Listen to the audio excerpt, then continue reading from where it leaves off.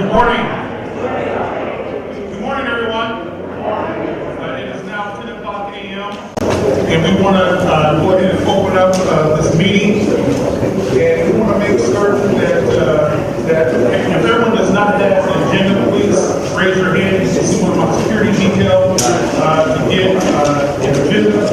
So we kind of go over the agenda, lay the foundation of how the meeting is going to function and flow. And then we will go from there. So if you're looking at the agenda, I just want to say welcome to everybody. We really thought this was going to be a very good opportunity for the leadership of Premier Health to state their case as it relates to how and why they made the decision to close the Samaritan Hospital.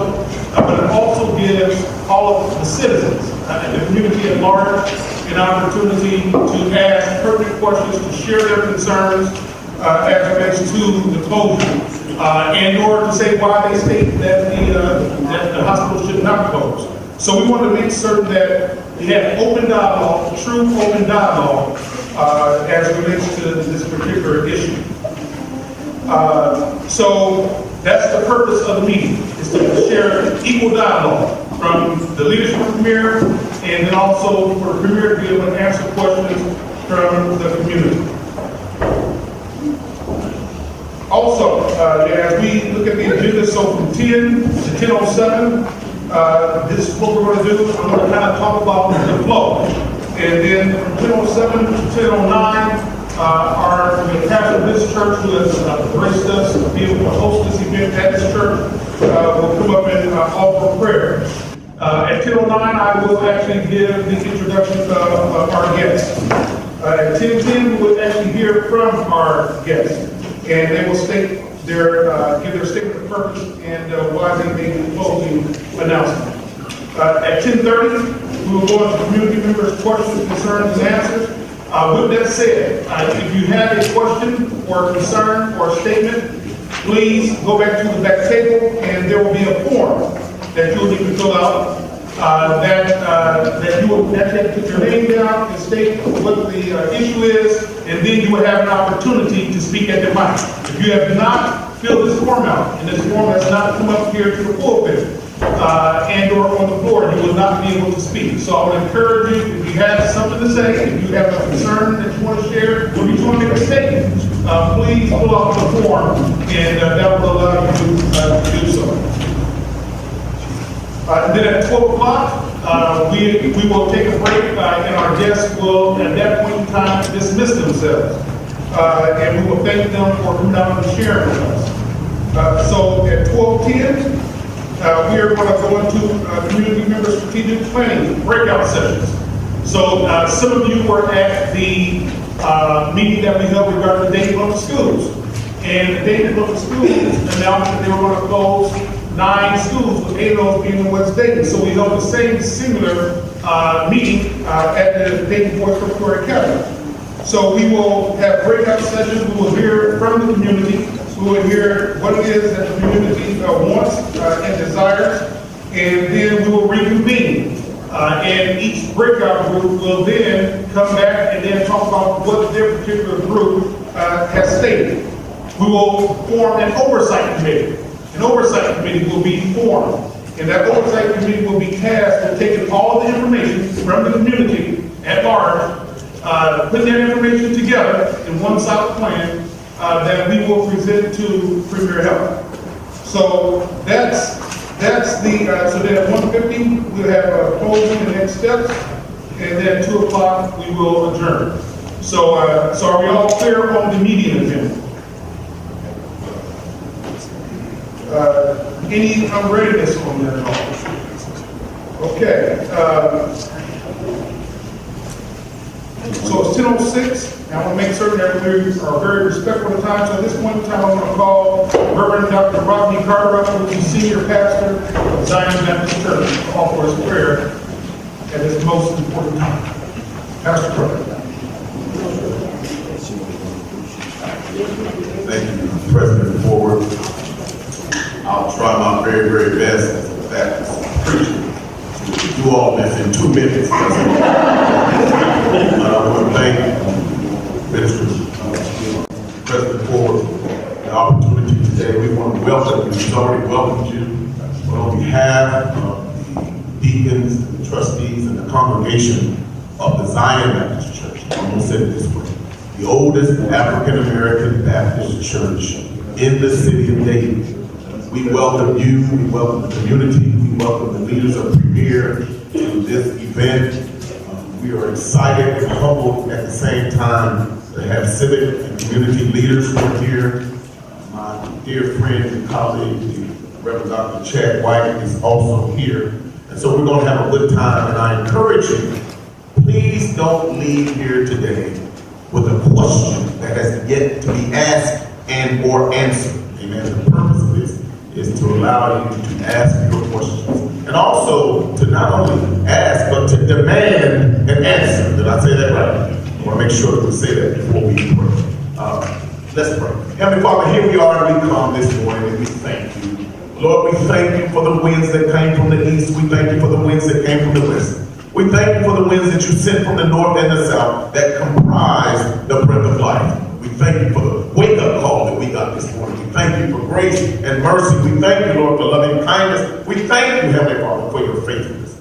We thank you for the blood of Jesus Christ that washes away all of our sins. We thank you for the power of his resurrection, which gives us a right to the tree of life. And we thank you, Lord, for community. We thank you, Lord, for the ability to come and to prophetically ask our questions and have our questions be answered. We ask right now that you would send an angel, the Holy Ghost, to come, Lord, and cover us in this place.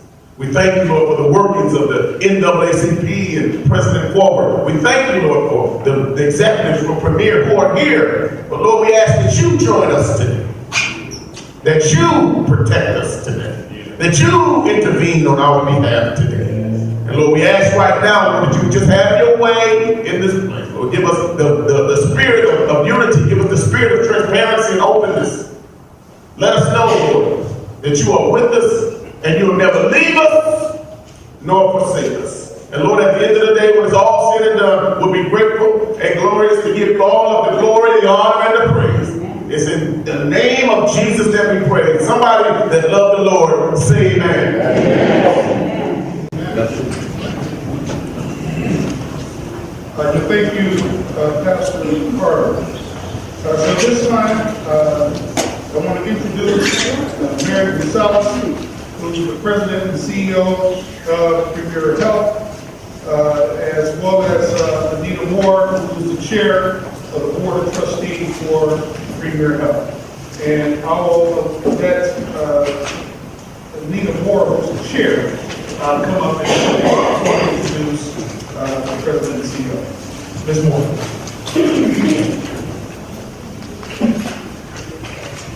Well, good morning, everyone.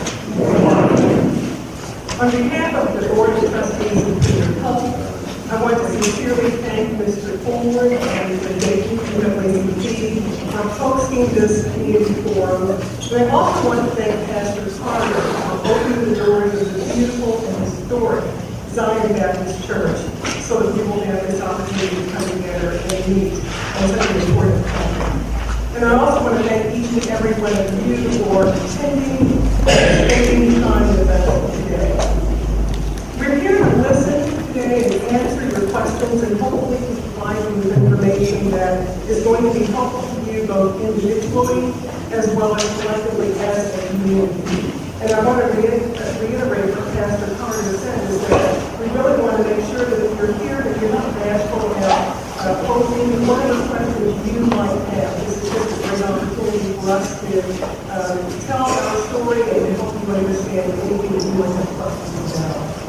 As you know, we made an announcement a few weeks ago about the closing of Good Samaritan Hospital in Philadelphia toward the end of 2018. I would have to tell you that this was without question, probably the toughest decision that our Board of Trustees has had to make. A very tough but necessary decision. I want to share with you that this was a decision that was not made lightly. It wasn't a decision that was not made quickly, that was made quickly.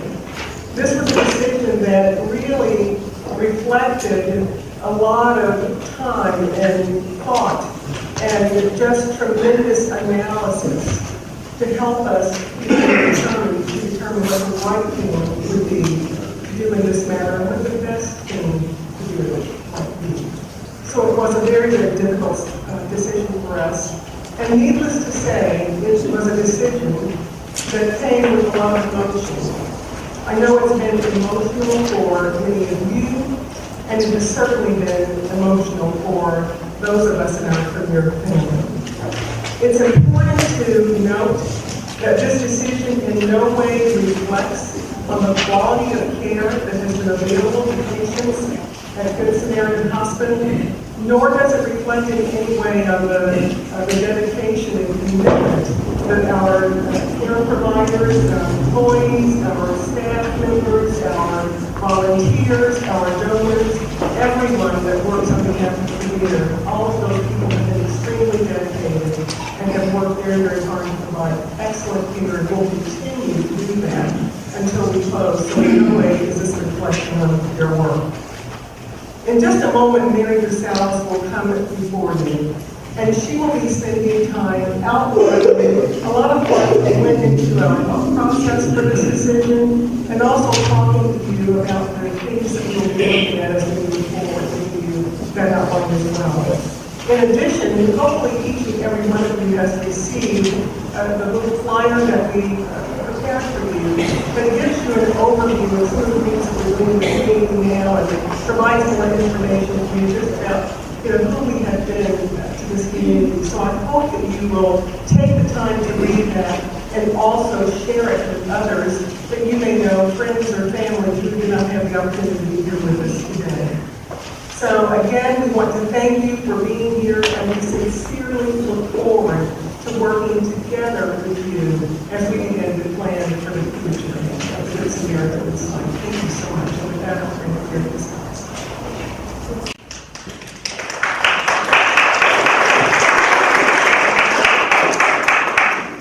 Thanks, Anita, and thank you, Pastor Carter, Mr. Forward, for this opportunity.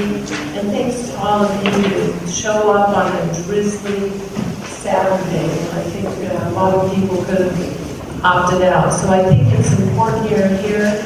I'd like to share the context of this decision, and then I really look forward to more of the dialogue and a question and answer period with each of you. We just thought it was so important to share aspects of our 2020 plan. And for those of you not familiar with healthcare, we do a plan about every 3 years, and we have very defined goals that our board approves and holds us accountable for.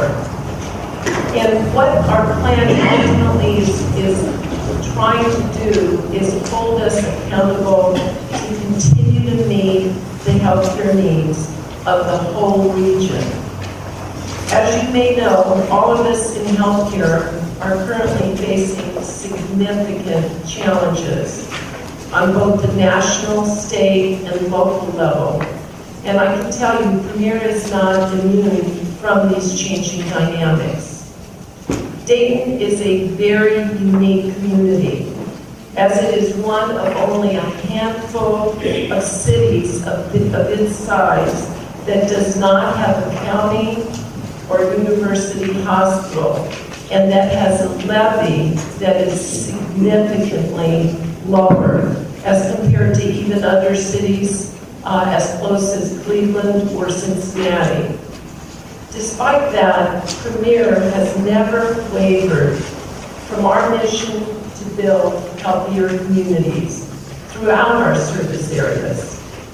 As our new plan was developed, we understood that to better serve our mission, we need to approach things very differently, as the status quo is simply not sustainable. The delivery of healthcare is changing exponentially, and it's going to continue to do so for the foreseeable future. We found that we must be ready to adapt to these changes. We continue to see a major shift from inpatient to outpatient services, And we also see care being done in very different ways through new technology channels, such as telemedicine, virtual visits, e-visits, and these are all growing rapidly throughout the United States. Premier is actually a leader in this region for bringing new technologies to our patients. At the same time, the care that is vital to those who still need inpatient service remains an important focus for us on the go forward. And in this new and changing environment, must be kept in balance to reflect the community need. We had to face a very hard reality during our planning process. Part of the plan called for, as you know, the very difficult and highly emotional decision to stop operations at Good Samaritan Hospital on the Philadelphia Drive location toward the end of 2018. After careful and really in-depth analysis, we found it was not possible to continue to operate two full-service acute care hospitals that are so close in proximity. Consumers, patients, families are opting more and more to select different channels of access, as I just mentioned, along with things like urgent care and other types of short-stay services. You know, I know this is just an extraordinarily emotional, and I know that because the very heart of Premier Health and Good Sam is its people, whether they're physicians, advanced practice providers, nurses, other clinicians, support staff, volunteers, and certainly very important, everyone in the community surrounding Good Sam. We are committed to working with everyone and anticipate the transition to take us well through the year. That was another reason to take time so that we would be able to dialogue once we made the decision in terms of the future of this campus. It is important for you to know that the decision in no way, as Anita also said, reflects the quality of care or the dedication on the part of those who have worked tirelessly over many years at Good Sam. We are looking for all of us to come together to do the best for our patients and their families and for one another. As always, striving to provide the highest level of quality care to our patients has to drive everything we do.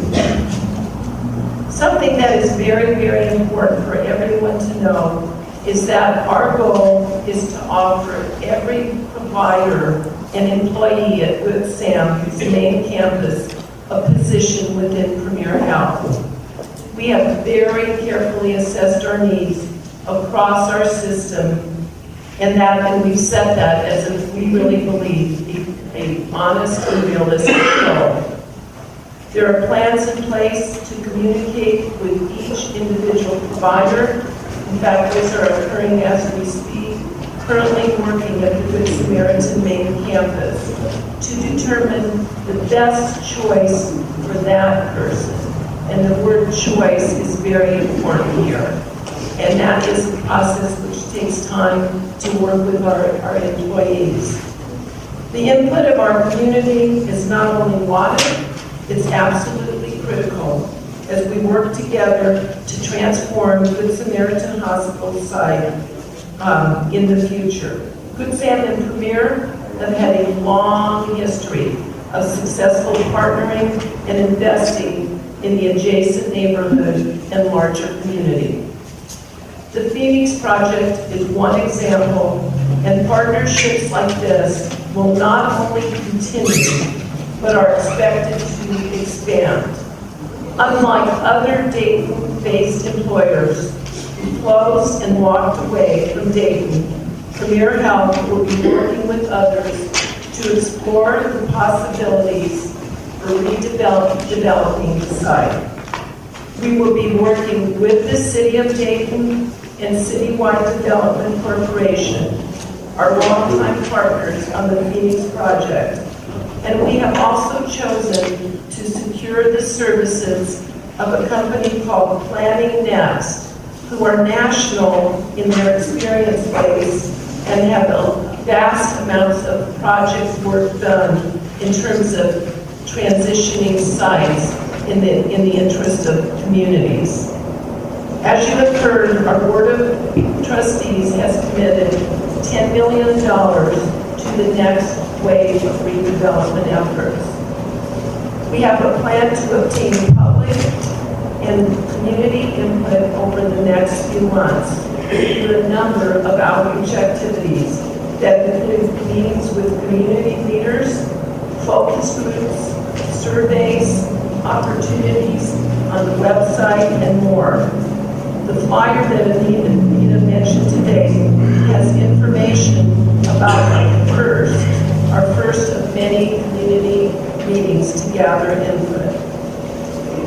You know, I know that Samaritan has a special place in the hearts of countless Daytonians, including, frankly, all of us at Premier.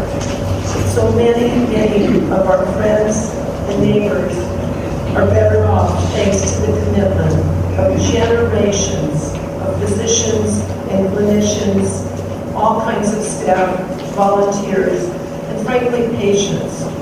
We're so grateful of the dedication and the service. And I think as we go forward, it's important for us to acknowledge that in numerous ways and in numerous settings. I can tell you personally, this was the most difficult but necessary decision that most of us ever have to make in a career. But I can also tell you the consequences of inaction are far too great because we could not sustain this given the environment we are in and what's upon us. Our goal at Premier is to provide the community with access to quality care that you need and deserve for yourselves and your families. As difficult as some of the components of our plan may be, we know that the steps outlined are needed to position us to achieve our goals and sustain our mission for another 125 years. We are here to work with Good Sam staff and you all in the community so that we can continue, and I welcome this opportunity today as one of many dialogues. Now I'd like to invite a couple of people from our executive staff who may be able to help with answering questions more in depth. I'd like to invite Barbara Johnson, our Chief of Human Resources, to the table, and Craig Self, our Chief Strategy Officer, and they can join Anita and myself in addressing the questions. Thank you for listening.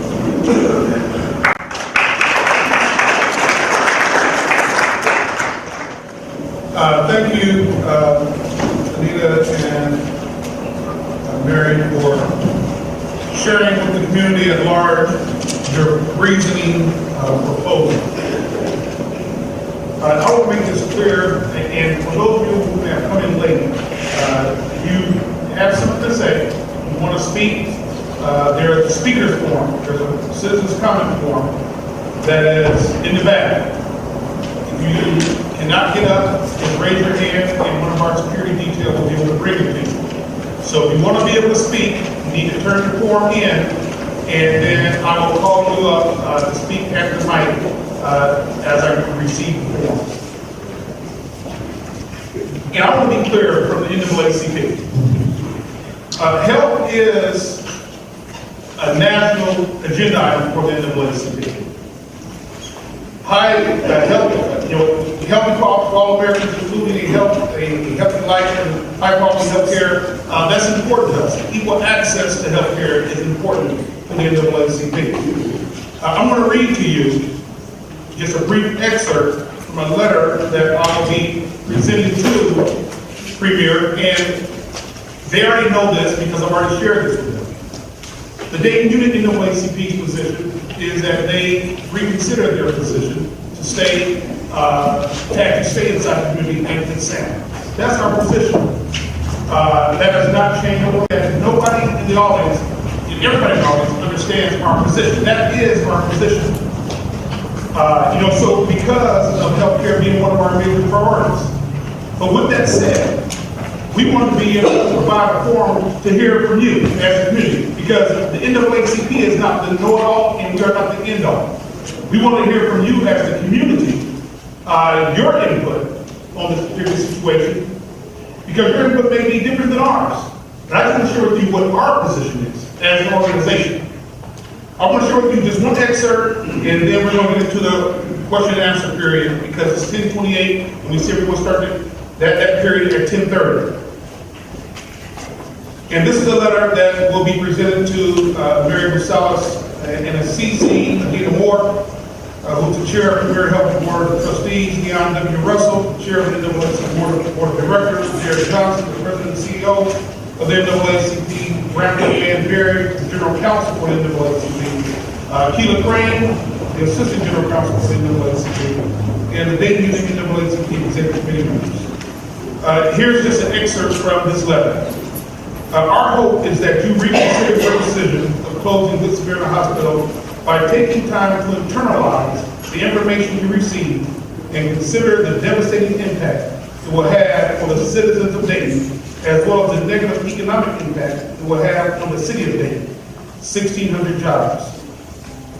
The closing of the letter says, without council purposes are disappointing. But in the multitude of counselors, they are established. And that comes from Proverbs 15 and 22. So I want to conclude on that. And the first person that I'm going to call, because I do have a citizen's comment form, is Dr. Chad White. Please go up to the mic there, state your name and your address, and then proceed with your question. Thank you. My name is Dr. Chad White. I'm a pastor in my home baptist church in Dayton, Ohio, and I'm the organizer for Dayton SCLC. In my personal opinion, as a citizen of the community, and my professional opinion as a pastor of the community, and scholastic work as liberation theologian, this decision reeks of injustice and historical structural racism. With that being said, my questions are, number one, are there any viable options for this center to remain open, even if not in its current anatomy or footprint? And secondly, can Premier consider some of the Good Center property so another healthcare system to which the citizens of West Dayton can continue to have appropriate healthcare within the contextual setting of our own community? Thank you, Pastor White. Excuse me. Can you hear me in the back? Okay.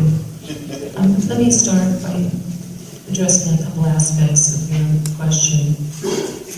First of all, while Premier, I think just judging by all of you here, is viewed as a community asset, we also have to run a business, so we'll be around.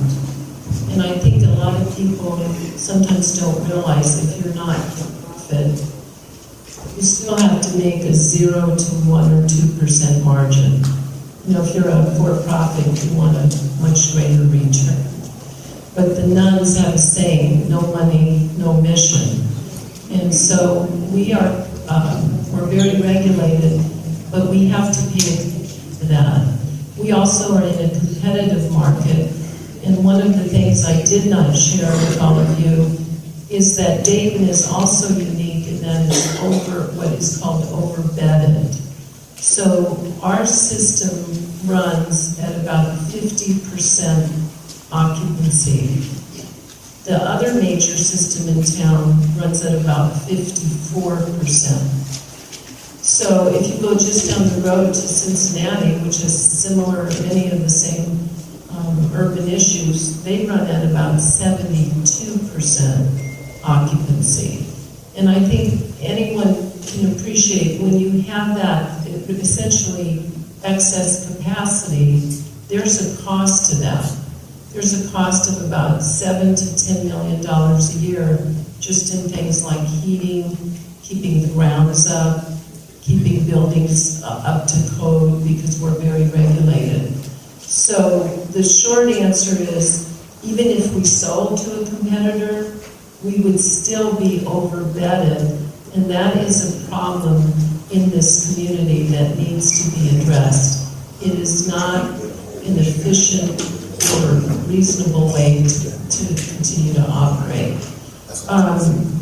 What was the other question? Oh, okay, thank you. And you actually reminded me, I appreciate it.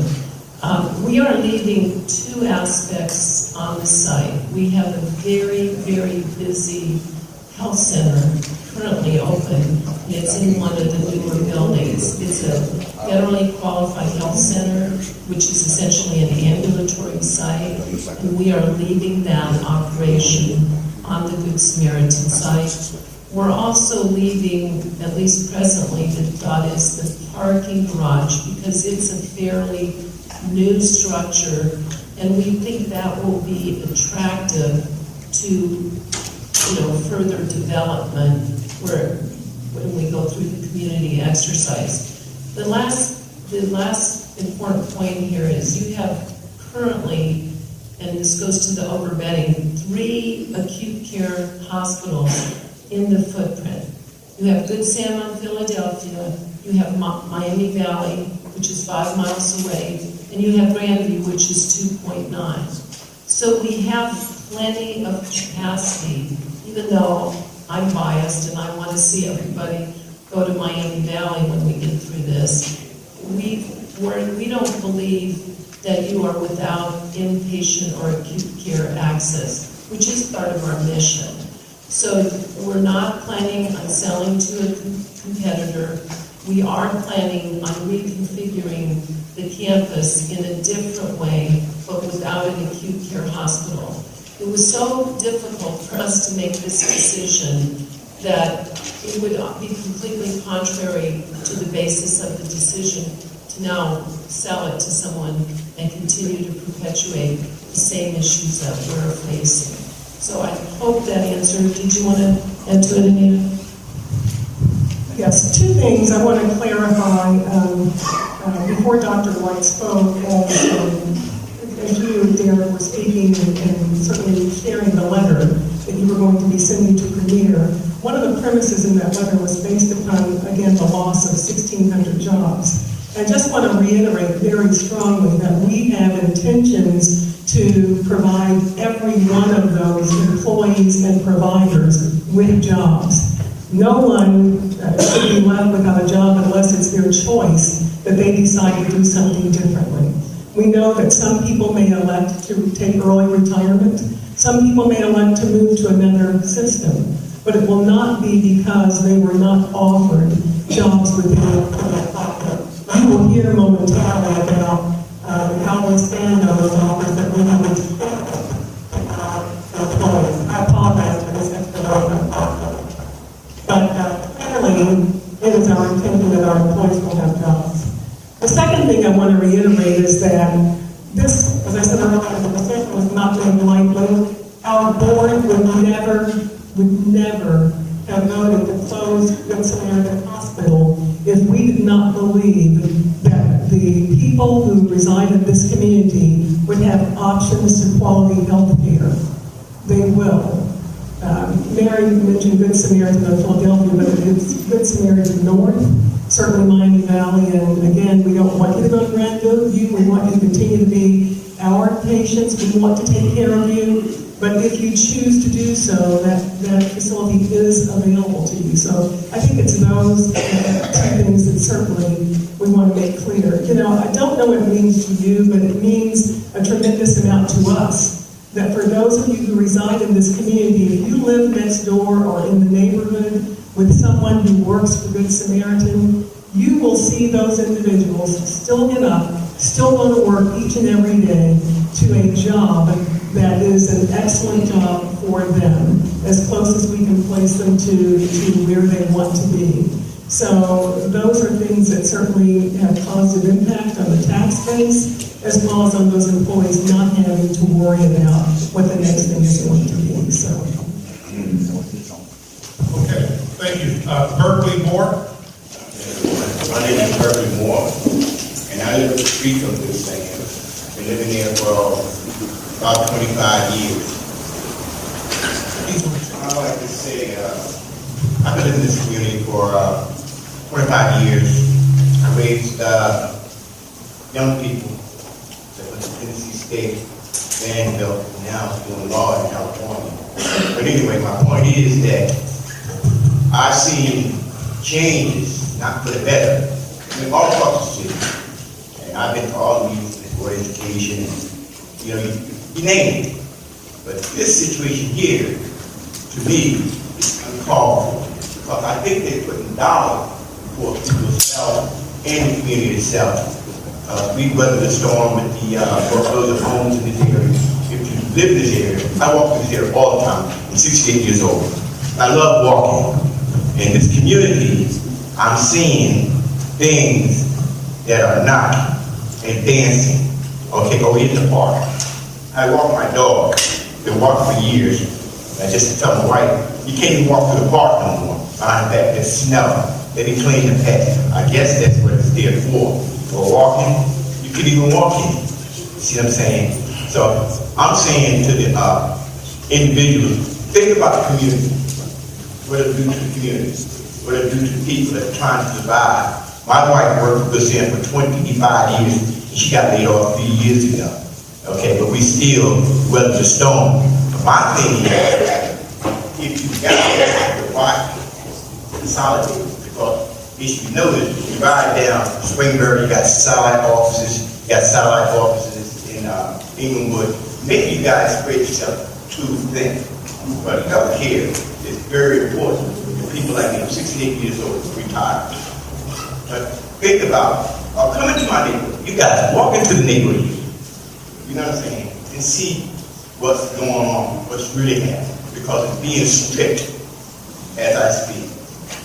It is seriously being stripped.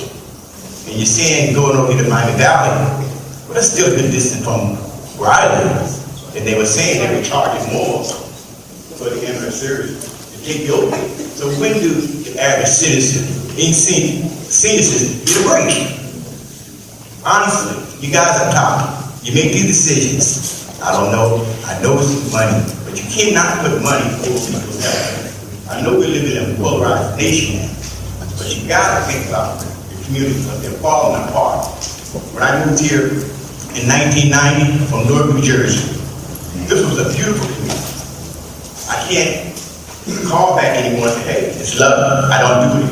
But it's not like. Okay, that's time. Time to get a specific question. Do you have a specific question? Do you have a question? What are you going to do with this beautiful building? That's what Okay. I'm getting to. That's a lot of work. We got a lot of equipment inside. The new part was built over here. I remember when you put the flag up. Okay, so what are you all going to do with the building is what you have to Just explain. let me finish. Go ahead. Okay, what are you going to do with the new building over here? When you put that flag up, do a 9/11. That was all about Washington. I live right up the street. You see what I'm saying? And then you got equipment inside the building. That's a lot of money. Even transport is a lot of money. Thank you. Thank you. You said a lot of things in a short time. I think you touched on why this is hard.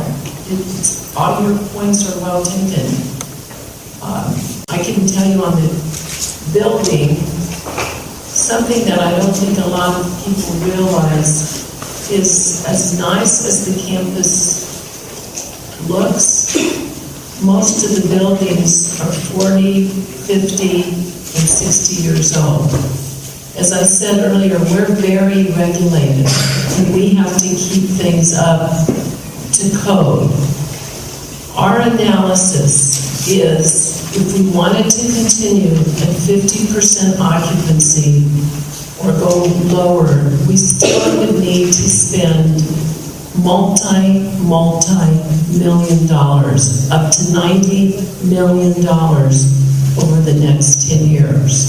So from any analysis we did, including bringing in outside engineering firms, the buildings are not viable. You cannot avoid investing millions of dollars. That's why we're going to keep the newer building I mentioned, because it is not in that situation. So in terms of the equipment, we are a very large system, and you're right, you see healthcare sort of spread thin, but some of that is the movement from inpatient to outpatient, and frankly, a lot of people are wanting and almost demanding, as they pay more of for their healthcare services and their co-pays and deductibles, they want services close to home. They don't want to, just like some of what you're saying. And so I think we can get into what is close to home or what is close enough. And I don't know if you all realize, but 1/3 of the current admissions at Miami Valley Hospital come from the Good Sam neighborhoods. 1,700 of the employees currently working at Miami Valley Hospital work in the Good Sam neighborhood. So there is a tremendous amount of cross-pollination and movement now with the proximity. That doesn't take away from what you're saying emotionally. I hear that, and that's what made this so hard. But our job is to look at sustainability of providing health care in this region in the future. And can people access services? I think you saw the article in the paper where with the 5-mile difference, you're correct. It was about $60-some more for the ambulance bill to go, depending on where you live, from this neighborhood to Miami Valley. That cost is real. But what people may not realize today is that ambulance EMT providers are highly skilled. And from the moment they arrive on the scene, they give care. They don't just put you in the ambulance and wait till you get. They're delivering care on the scene. Once again, the advancing of technology has changed that practice. The last thing I'd like to say is when an EMT squad arrives, they judge what is the most appropriate place for you to go based on the nature of why you're calling an ambulance, or perhaps if you have a preference. So that is what drives a lot of people even today to Miami Valley, even if they live closer to Good Sam, because Miami Valley is the only level 1 trauma. So if you're in an accident, the chances are very high the EMT is going to decide you need to go to the highest level of care. So those are just some of the nuances. In terms of the equipment, I don't think I finished that. We'll be using equipment that we can within our system. We're a very capital-intense system. It's just the nature of inpatient care. So I don't doubt that any equipment that we can use, we will be using in our system.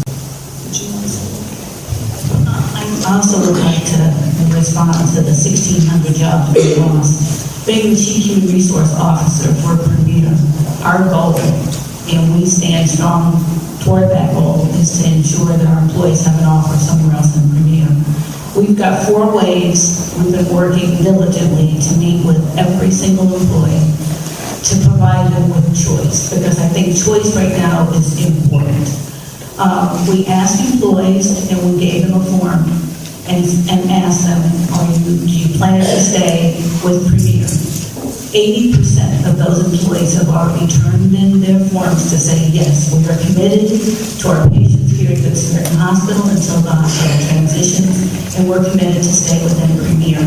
I can tell you already that we've gone through about 800 placement sessions with employees. That represents about half of the employees that are the Good Samaritan campus, and 100 of those employees will have by sometime next week. And then we'll be working on the next wave. Each wave is taking us about 2 weeks, because you can imagine employees are nervous, want to know what are their choices, what are their options. So we're working very quickly to make sure that we help employees understand what their options are. And that option is to stay in a similar job with the same pay, same benefits, and same hours. And I know Craig probably wanted to talk a little bit about EMS service and how we're going to transition. Yeah, and I think it's a good point that you brought up about pre-hospital care and the transportation of patients. And as a 25-year paramedic, I spent a lot of time with our emergency medicine physicians, our pre-hospital provider teams, and we did a lot of deep analysis on patient transport, where patients go, looking at whether, it's, as Mary mentioned, a specific disease process like cardiac care or stroke or trauma.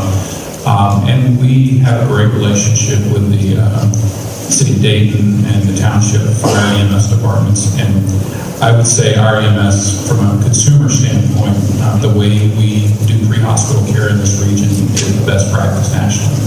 They operate under the same protocols. They train together. It's a very physician-led process. What you're concerned about mileage is and a cost associated with that is a legitimate concern. But where patients originate from in the Good Sam community, our community here, and where they go, really is dependent on their needs, and not automatically necessarily the same. But I did want to acknowledge your point. I think it's a valid point to bring up. Thank you. Now, as I call these next few people, because we have a ton of people who want to speak, so we can be very respectful of each other's time, state your question, let it be succinct, so that everybody that I have here, that I think there's more coming, will have an opportunity to speak. And in that way, they can get your questions answered.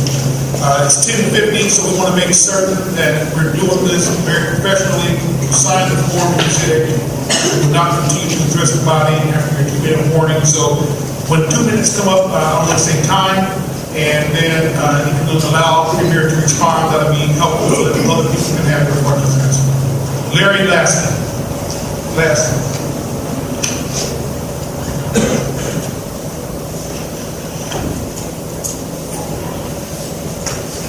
And as he's approaching the mic, the next person will be Elizabeth, looks like Ball, and then Lillian Drakeford, in that order.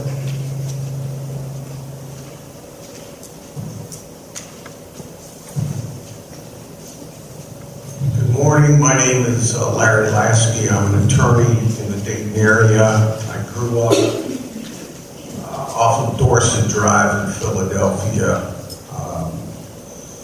And I'm here today representing other concerned attorneys in the Dayton area, including Mike Wright, Buck Gresham, Dwight Brannon, and others who could not be here, so I will be brief. But I think the elephant in the room that no one wants to talk about is institutionalized racism. And I say that because, and I'll get to the question, Mr. Forward, and that is, you are sitting here saying that this was the most difficult business decision that you ever had to make. And you want this community to believe that it's really a matter of the viability of Premier Medical surviving.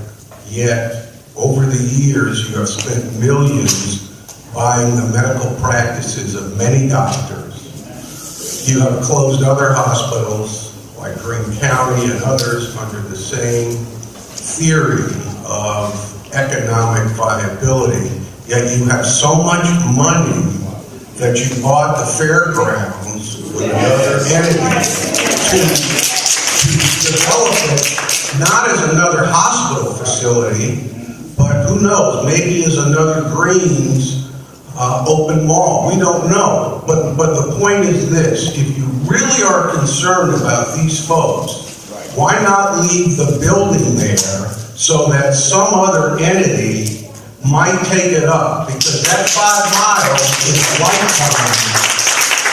If you're having a heart attack, or you've been shot, or God forbid you have a heroin overdose, that 5 miles is a lifetime. So I'm asking respectfully, and I apologize for raising my voice, but why can't you let the building sit there and give someone else a chance to give medical services to this community?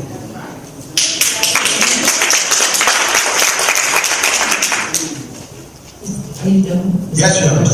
Thank you. Couple of things. One, we did not close Greenville, so I can't really comment on that. I think that was another entity. I sincerely believe I've answered this question. We will not leave the building, and we looked at that. In fact, we actually looked at, could we convert the building to some other use? The buildings that we're taking down are old. No matter what they would be used for, be it healthcare or something else, they would require millions of dollars from the infrastructure. In fact, it would probably be cheaper just to build from scratch. We also looked across the country, and I talked to many other systems in this situation, and a lot of communities where people have advocated a facility, when it sits empty and is not maintained, it becomes an eyesore. And it is even, I think, potentially much more of an insult to the community.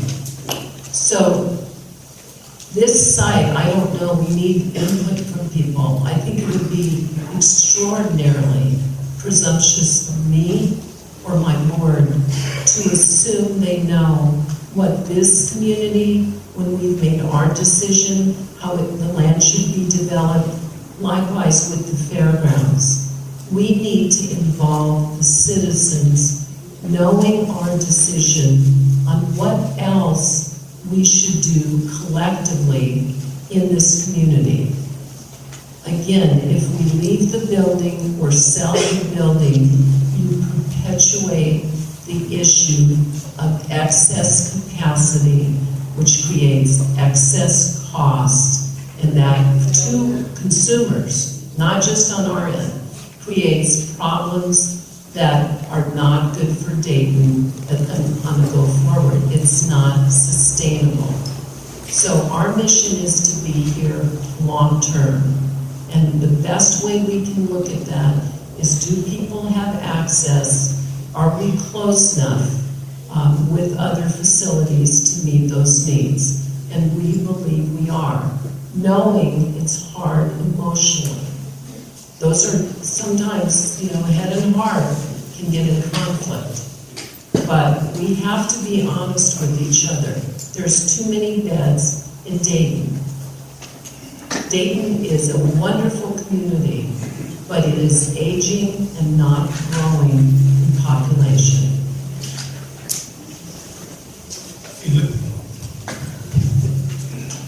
I wanted to add to that, to respond to the comment about whether or not we really care about this community. And I would just say to you, regardless as to where you stand on this issue or what your beliefs might be, look at our history, look at our track record. For more than 2 decades, we have invested in this community, not just as a hospital. We could have been here and just managing services from a hospital, but we've really been an active partner in the community. And that has been very intentional. And many of you have talked about or know about the Phoenix Project, and that's detailed on the handout that you received when you came in. We've been one of the leads on that Phoenix Project, investing to help improve the conditions in this community, to help take down some of the housing that was deteriorating or was left vacant and replace it with new housing, and to help people get into homes. We have made a significant investment into the new gym city market that is coming. Any number of ways we've invested all around this community. And we are committed to fulfill the things that we have started and to continue to put money into this community, not because we have to, but because, as I said, we have a significant investment here. We want to protect the investment that we have and to continue to build it because we care about this community. I don't think that those are behaviors of a company that does not care. Elizabeth Ball. I'm on your website. Your mission and vision and values drive your dedicated service to the community. I heard what you had to say about Planning Next being one of the partners to help decide and determine what happens next. My question is, who else is at the table? Unfortunately, when I looked at their website, I see a lack of diversity.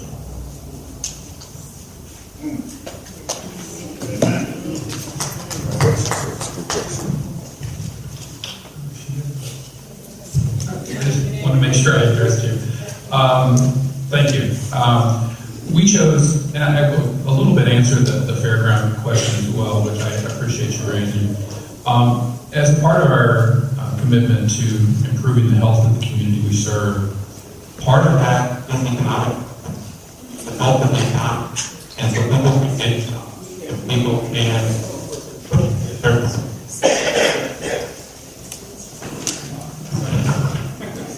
Check. So sorry that was breaking up. I did want to go back quickly to the fairgrounds, and then I'll come because it does tie to your question. Premier Health at the University of Dayton made a decision when the fairgrounds and the agricultural board was looking to move to an alternative location for their future, that we care deeply about the health of the community, and a part of the health of the community is its economic health. It's the health of people being to have a place to work, having mixed-use housing, and having the ability to, for us, to invest in the health of the economy is a way to invest in the health of the community. And so I saw a couple of people here today that were at and actively participated in the Fairgrounds project.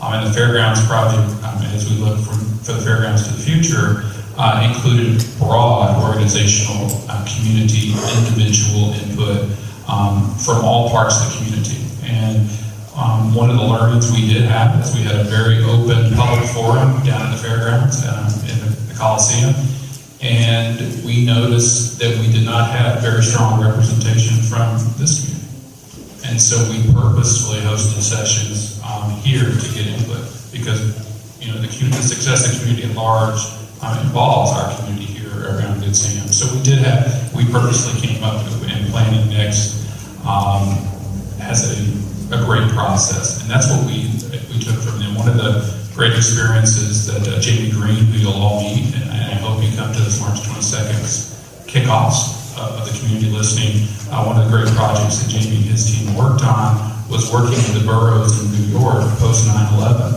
and part of their work was how do we in New York rebuild, and how do we tell the story of 9/11? We as a community, what do we want that story to be? And I've sat and talked to him a couple of times about the feelings and the passion around that and where they got to today. So I appreciate your input on the diversity on the website, but our process and our commitment to diversity and inclusion will be reflected. Thank you. Good morning. Dr. Lillian Drakeford. I'm a member of Delta Sigma Theta Sorority Incorporated Dayton Alumni Chapter. While many of my sorors are very concerned, I'd like to make it clear my comments reflect my opinion.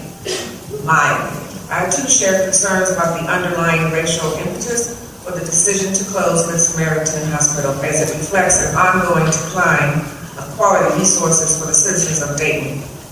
My question is, and if the answer is no, I would make a suggestion, is if there is a sign-in sheet available for everyone here, if someone is taking formal minutes, those minutes can be sent to those who provide an email address so that we can inform our organizations and family and friends about what is going on here, so the message is concise and clear. Well, this event is being recorded. Not only is it being recorded, this event, we will have breakout sessions starting at 12 noon, as I stated inside at the beginning of the meeting. And then once we have the breakout meetings at 12, at that point in time, we will reconvene at 1. We'll come back and we'll share, each one of the breakout groups have an opportunity to share what it is their concerns are. We will develop an oversight committee that will put together all of the information that will also be shared. My suggestion is that you capture the name of everyone here that chooses to provide it and an email address, so that we can continue to be involved. Yes, ma'am. Point well taken. So, as you exit the building, or we can actually start a sign-off sheet, so one of my security detail can pass out a sign-in sheet. That'd be great. Thank you very much. In this order, Rosemary Peters Brown, Mark Donaldson, Mark, I think that's Mark Donaldson, and then Bernard Gaskins, in that order. Good morning, everyone. My name is Rosemary Peters Brown, and like the first gentleman who spoke, I am a 50-year resident of Northwest Dayton. I'm a 30-year business owner. My property is in Philadelphia and Marley Road, right down the street from Good Sam. One of the reasons we purchased that property 30 years ago was because of the amenities that existed at that time. At that time, Elder Beerman Northwest was the prime location for Elder Beerman. We see the effects of their desertion. It is abominable. Potholes, no stores. When you look around the Dayton, you can't buy a decent pair of shoes. You can't shop. We have to go south, east, wherever. There is nothing. So the desertion of Good Sam on Philadelphia will just contribute to more blight. Less employment for other businesses that exist around Good Sam North. When Elder Beerman left, the building we occupy was surrounded by acreage owned by Elder Beerman, who did not maintain the property. So over a period of 6 years, we purchased over 30 acres of wooded land. We now have that land up for sale for development by Miller Valentine. And we have approached years ago Good Sam about partnering to do something productive that would provide employment and amenities for this section of Dayton, and we got no response. None. Okay. It was disappointing, and we hope that we don't see the same kind of thing with the exit of Good Sam North, to leave vacant property.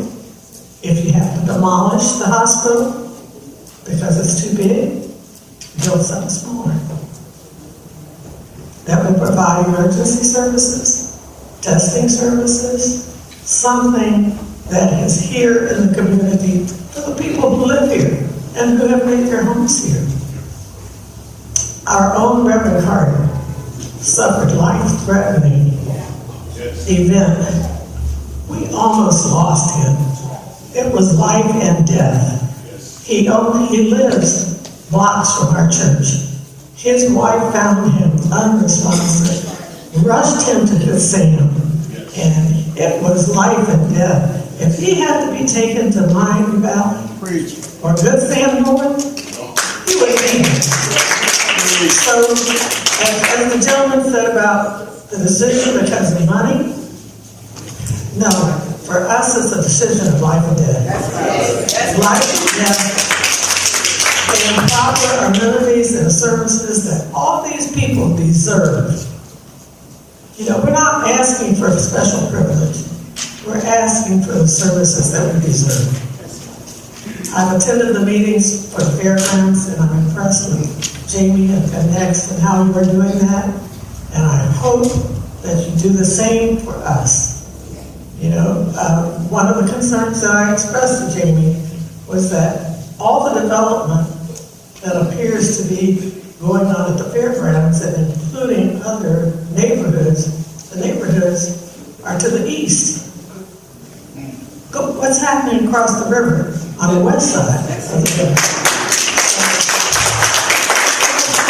These things to be considered in the decisions that are being made.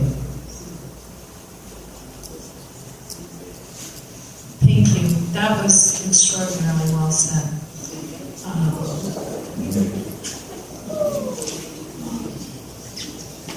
You said so many things. I'm trying to think where to begin. I believe I've shared with you our rationale, and the examples you gave are not lost on me. They're not lost on our board. That's why you really encapsulated why this is so hard. But I assure you, we made the decision with the idea that if we're going to be around long-term in this community of Dayton, we have to do this now from a position of strength, so we can do it working with the communities, citywide, neighbors, etc., and that all takes time, organization, and effort. You know, I was at Miami Valley many, many years ago when St. Elizabeth's closed, and that was really sad. But when St. Elizabeth's closed, they were losing $1 million a month. And was it sad? And we hired actually a lot of the nurses and others who came over at Miami Valley, and they were extraordinarily and rightfully angry because nobody told them ahead of time. They were just given a pink slip and left on to go on their own. I give tremendous credit, I'm not saying this for me, to our board to make this decision so we can offer people a job, so we can speak with all of you, so we can say what can we do collectively in this community that meets some of the needs you talked about. So it's a process. I don't have every answer. I don't think our board has every answer. That's why this working through it together is so important. And it's going to take time. I don't want to be disingenuous. It's not going to be the buildings down and everything's going to be bright and shiny. It's going to take dialogue, dollars, and Premier is willing to invest, but in all honesty, Premier can't do it alone. It takes others, and hopefully with citywide, the city, citizens, we can do that. You know, Anita and I were just out last week or two, I don't track of time, it's been kind of a crazy time, and we met with Mayor Mary McDonald, and to me, that was an incredible example of the city saying, this is what we need to do, and here's how maybe we need to get new businesses. I have to spend more time with her. I'm not a professional politician, but it showed me we can do things together. And I wouldn't even be here if I didn't believe that. I can tell you it'd be a lot easier to just let things go and get in a dire situation 5-10 years from now. But that's just not who we are, and that's not what we're about. So,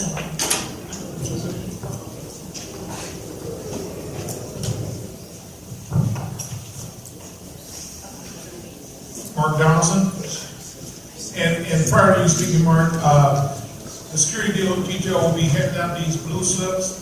So anybody who wants to be engaged, want to give your email address and stay engaged, please let them know and they will hit you one of these blue slips. Go ahead, Mark, sorry. My name is Mark Donaldson. I own 5 properties on the Salem Avenue corridor. I don't hold you responsible for the business decision that you made, because the city has a piece in that for the neighborhoods. They haven't done their job. Our elected officials, of course, that are state, local, we just had a city commission, and the ones that we send to Washington have a part of it based on what healthcare is doing nationally. So the problem that I have is that we cannot continue to abandon an African-American community that you've built all these other hospitals on our back for years. Now, the thing that is probably the most important to me is I live on Siebenthaler, so I'm one of those people, as I age, every morning I wake up, I have a different pain. But when my life is on the line, and minutes, as your commercials say, makes a difference, I might not be here to see my grandchildren. That's what hurts me the most. Dialysis, infant mortality is 2 of the highest problems that we have in the healthcare now, especially in the state of Ohio. Why not build a state-of-the-art dialysis unit? It don't gotta be 10 stories. Spread it out. Why not build a birthing center that's state-of-the-art? See, I understand that everybody feels warm and fuzzy when something's new. You know, grass don't even grow up in the concrete because it's new. But when it's old, you see all these things. We understand it costs money to maintain anything that's old. But build something new. Make it right. Make this community, put your words where you say your money is and your actions is and your commitment to stay. Maybe not 600 beds, but remember that 1/3 of the folks that go to Miami Valley that live in this very community, they're sent there because the EMT takes them there because the services that they need are there at Miami Valley. So if you took that 1/3 of the people that go to Miami Valley and took them to St. E, guess what? You'd be over 65%. So the numbers don't lie. What it is you've just been able to change them around as you want and look at it in a different perspective. And you're putting, of course, the money that is going to take, as you said, St. E, $1 million a month. This situation, millions of dollars. You are taking and putting that ahead of a community that has steadfast and has supported you.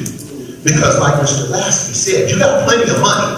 Just because nonprofit is in front of it doesn't mean when we look at all the salaries, all the buyouts that you've done in this community and consolidated. Because my doctor went to Good Samaritan North and I was pissed. I was upset because I knew that was the step to do what? Leave my community. And it always happens. Last but not least, and I don't want to sound racist, but white people will not travel for goods and services like black people have been. This is what we do. You don't have anything to do with the grocery stores and all that, I understand. But healthcare is a service too. And so now that's what we're into. We're having to travel further and further for everything we get. I'm just saying to you, please, consider building something that is healthcare oriented on that site that you can take from your big umbrella of what you're trying to do and be fair to this community, not with citywide, not with next, because I am a believer that if you don't have black folks at the table, we are always I lived in Oakwood for many years. I lived on the west side for the last 30 years. But we have a very different perspective of the needs in our community than other folks do that are not of color. So I am saying to you, please consider a dialysis unit, state-of-the-art. A birthing facility, state-of-the-art. Some type of smaller hospital, maybe 100 beds or whatever, like you started at Samaritan. Something to not leave this community. And I just say to you, I understand your plight, but we need the help. We don't need you to leave us right now. Yes.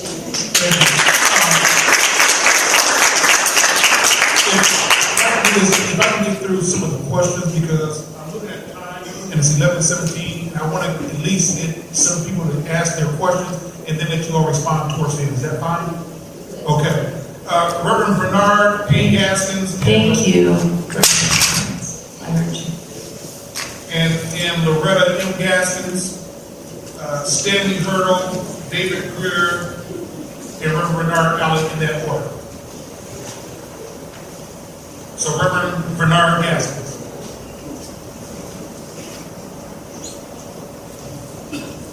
Reverend Gaskins, you spoke of time, how long it took you to make the decision. Would you quantify that and put it in terms of how many years?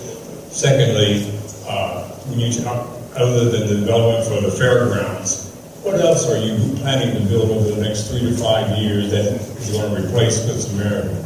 And then what are you going to do to help us to maintain our church here? I had a heart attack and I came to Good Samaritan. So I know the necessity of having the hospital closed. My wife had to drive me to Good Samaritan. Had to go someplace else. I don't know what outcome would have been if you would address those things for me. In terms of time, the decision, I think, is what you meant. And when I started up here earlier, we do this strategic planning every 3 years. We used to do it every 5, but frankly, there's too much uncertainty, so we do, shorter term looks. We started, I believe, in March of last year, looking at what we need to do next. And this decision took months of analysis, reanalysis. We looked at leaving a part of the building, we looked at this, we looked at that, and we kept coming back, in all honesty, to the same decision, that it did not make long-term sense to continue to operate and duplicate services with 2 acute care hospitals so close together. And that was a decision of many months, even though I think, in all honesty, there's been rumors for years in various communities about closing a hospital, and I think the reason there are rumors is people understand there's too many beds. People are very smart. So, but our decision was part of our strategic planning process. It was made, the board voted on the decision in January, and then it became public the next morning. In terms of maintaining, I think we've been through, and yes, it's a process, but I think we have very, very good people in citywide planning next. This is what they do. They're planners. They know how to engage people. And I actually appreciate the suggestion of the emails, because I think something we could do is be sure people are invited to these sessions, particularly if they can't come to a certain one. What other things are we doing? We've been expanding in, Sam North. I think a lot of people are aware. We added an emergency room there a couple years ago. We thought there'd be 15,000 visits a year. There's over 18. I think it kind of underscores a lot of the points where people they've embraced that facility. They're getting a lot more outpatient care, and we have to be, current with how care is delivered. A very small example would be if you need a total hip now, you can have it done in an outpatient setting. That was unheard of a few years ago. And we're going to continue to see those changes, and we're going to have to change to provide that care to the community. I do want to comment on the dialysis center. I don't, mind looking. I think you probably know dialysis is nearly 100% outpatient. We actually do not own our dialysis centers, but I would be happy to facilitate. Dialysis centers, for those who aren't aware, have by and large gone national. There's major national chains that run dialysis centers. But I think, in all honesty, that's a reflection of the consolidation you're seeing in our industry due to the intense pressures as the state cuts its Medicaid and as the feds cut the budget. We're being forced, and we have to respond to be in business on a go forward. So you are raising excellent points, I don't dispute that.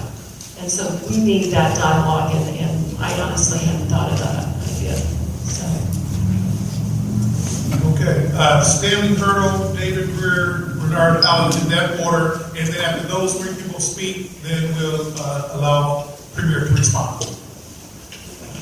My name's Stan Hurdle. I wear several hats. I am a lawyer for people who seek health care. I'm the social justice chair of College Hill Church down the street, as well as living in the University Row neighborhood about a quarter of a mile from here.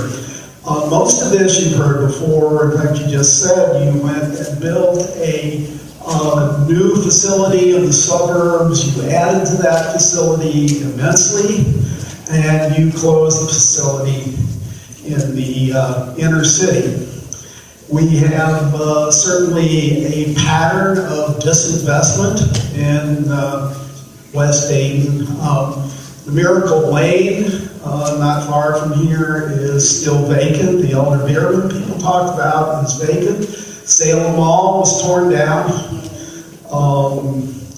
Vacant buildings on Salem Avenue. And all of this, you have schools closing, you have stores closing. All of this is a pattern of disinvestment in black communities. And I guess the bottom line is the challenge of, having a disparate impact on black communities in your financial dealings is still discriminatory. What are you going to do to prevent disparate impact of your closing on the people who live in this neighborhood? David Greer.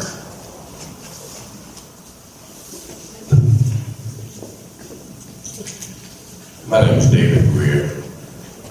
I live at 344 Middle Street, Dayton, Ohio, 45402. I have been the chairman of the Northwest Pride Board since 2005. So I have been afforded the ability and the opportunity to represent a lot of residents for quite some time. So I do not have to apologize for anything that I say when it's about the people. But gentrification is real. Right.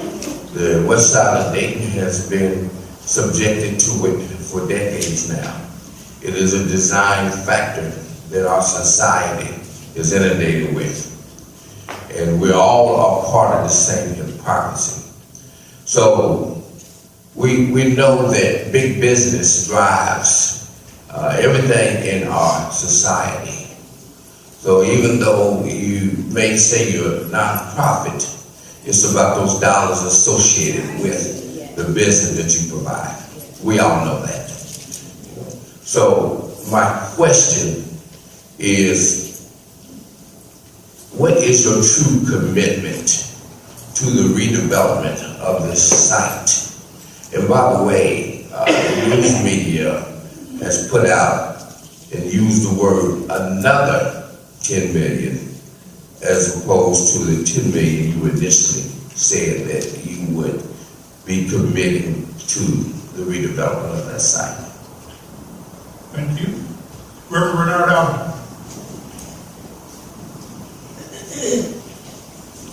Bernard Allen, pastor of St. Luke Baptist Church, 2262 North Gettysburg Avenue. I came to this Dayton community about a year and 3 months ago. I graduated from Morehouse College. I lived in Atlanta for 7 years. I worked in San Francisco for 4 years. I came here from Phoenix, Arizona, and I'm a native of Texas. I know what systemic racism looks like. I know what gentrification looks like. When I was in San Francisco, we had enough black people to fill up 3/4 of Candlestick Park where the Giants play baseball. That's what the black community had dwindled to. Same game that's being played now was being played there. The Asians were becoming friends with the whites. They moved blacks out, moved the Asians in. Now the rest is public knowledge. Same in San Antonio, Hispanics and whites. Then I come to Dayton and you all make this decision to close the hospital. I have a couple of concerns. One is, how do you make a decision that's going to impact a community that you claim to care about without inviting the leaders and stakeholders of the community to the table? You see, systemic racism begins not with business decisions, but it begins with the lack of inclusion in business decisions. The hub of the black community is still the church. And the fact that not one pastor, to my knowledge, was forewarned of this decision. Not only that, the NAACP, the Delta organization, our fraternities and our sororities were not consulted. We were not welcome to the table even when the decision was made. We had to force our way.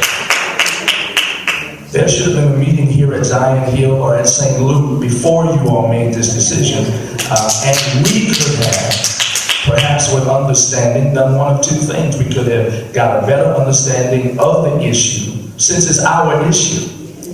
It's not fair to come to us when you've made a decision for us and then say that this reflects your respect for us. No, this reflects your lack of respect for us.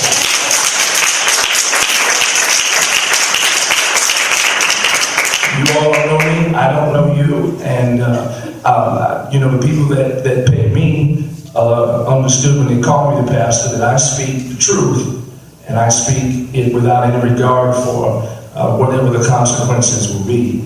And so my concern is that we were not at the table, and I think it's a reflection of poor planning on your part to not be thoughtful enough to reach out to the leaders of this community and invite us to the table to help us understand the issue. Then we could have helped you help our people understand the issue.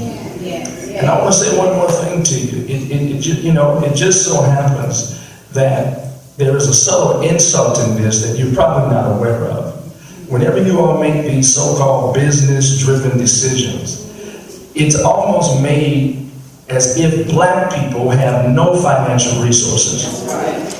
If you would have come to the leaders of this community and help us understand the issue, help us see the numbers, those of us who are people of faith actually believe in the power of prayer. We've always had our backs up against the wall in this nation, but we've always had somebody invisible but very real to open doors, make ways, pool our resources together when necessary.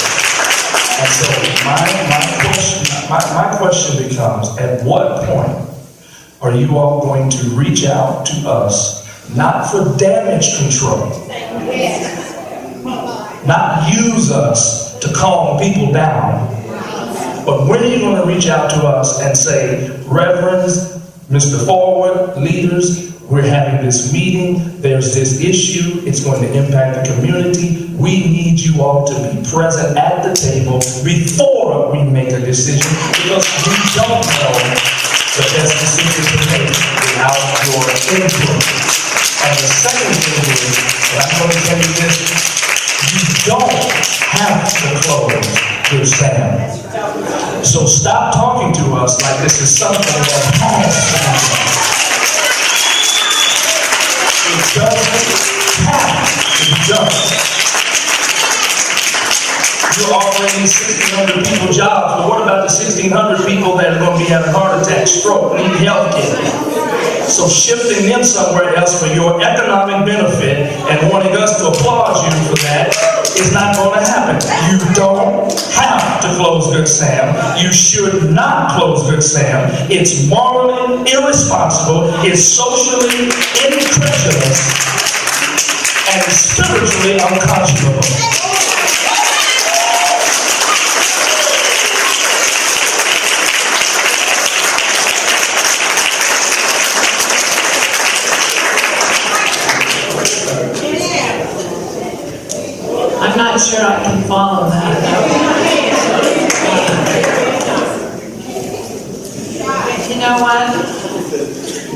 We've made our decision. That is hard to hear.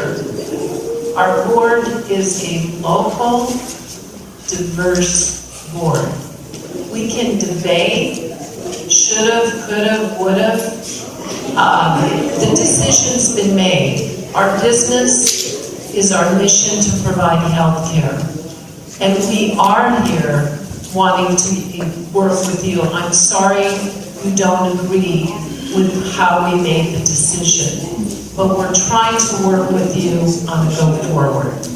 I think we're sincere in being here, in offering a process with the company that does this. We recognize that's not our strength in terms of planning the future, but we're at the table.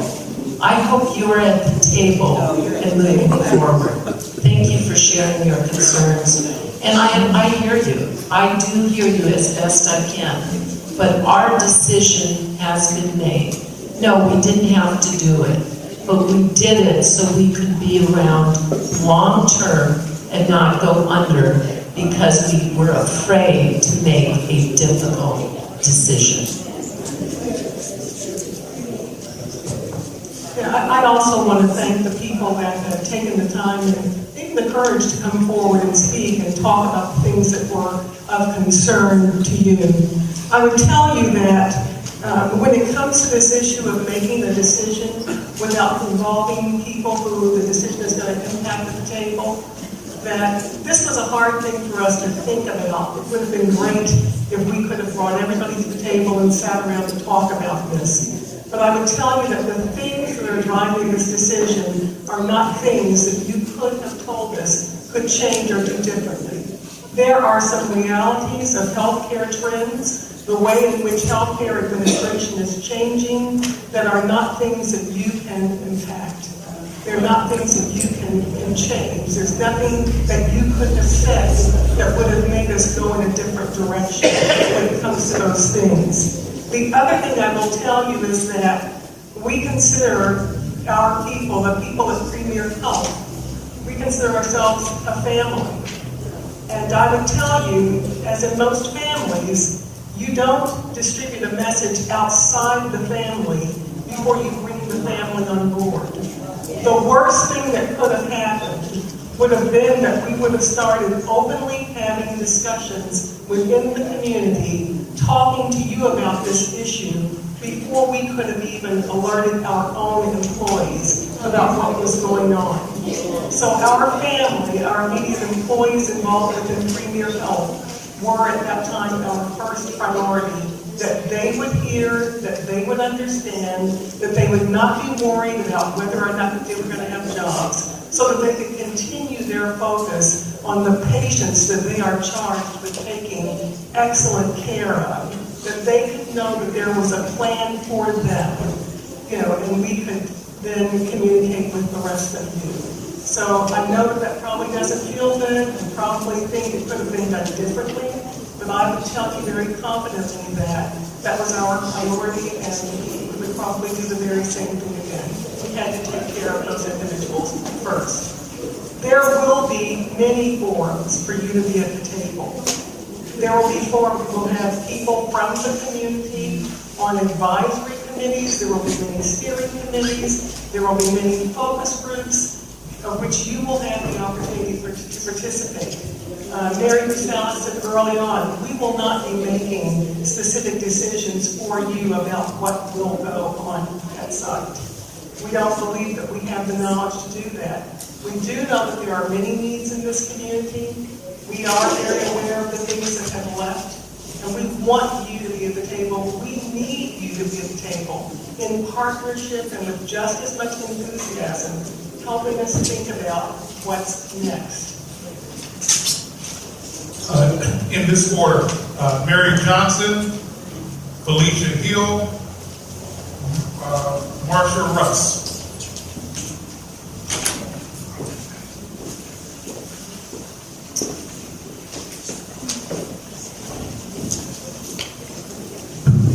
Good morning. I am Mary Johnson, and I have nothing more to say. I've witnessed it all, and seen the exclusion over a lifetime. I disagree heartily with the young lady who just spoke about there was no opportunity to be inclusive. Because you're being inclusive now when you ask people to participate with the redevelopment of the fairground site. You practicing now what you did when you made the decision about the fairground being relocated in Jefferson Township. Jefferson Township was not included. The leadership were not at the table. I've debated whether I would get up and say anything or not. I had some cute little questions. But if we cannot proceed as a full society representing everyone within the community at the outset, I'm even wondering, is there an ultimate plan to displace everybody on the west side so that the whole geographic can be redeveloped by somebody else? Is there a grand plan for that? Because it appears to be that. I know that the trend is for young people who want to live in walkabout communities. The infrastructure is in the west side of Dayton. And that's my question. Is this a grand plan to depopulate the west side of any viable business that will grow the community so that there's a takeover? That's the question. Please answer. Thank you.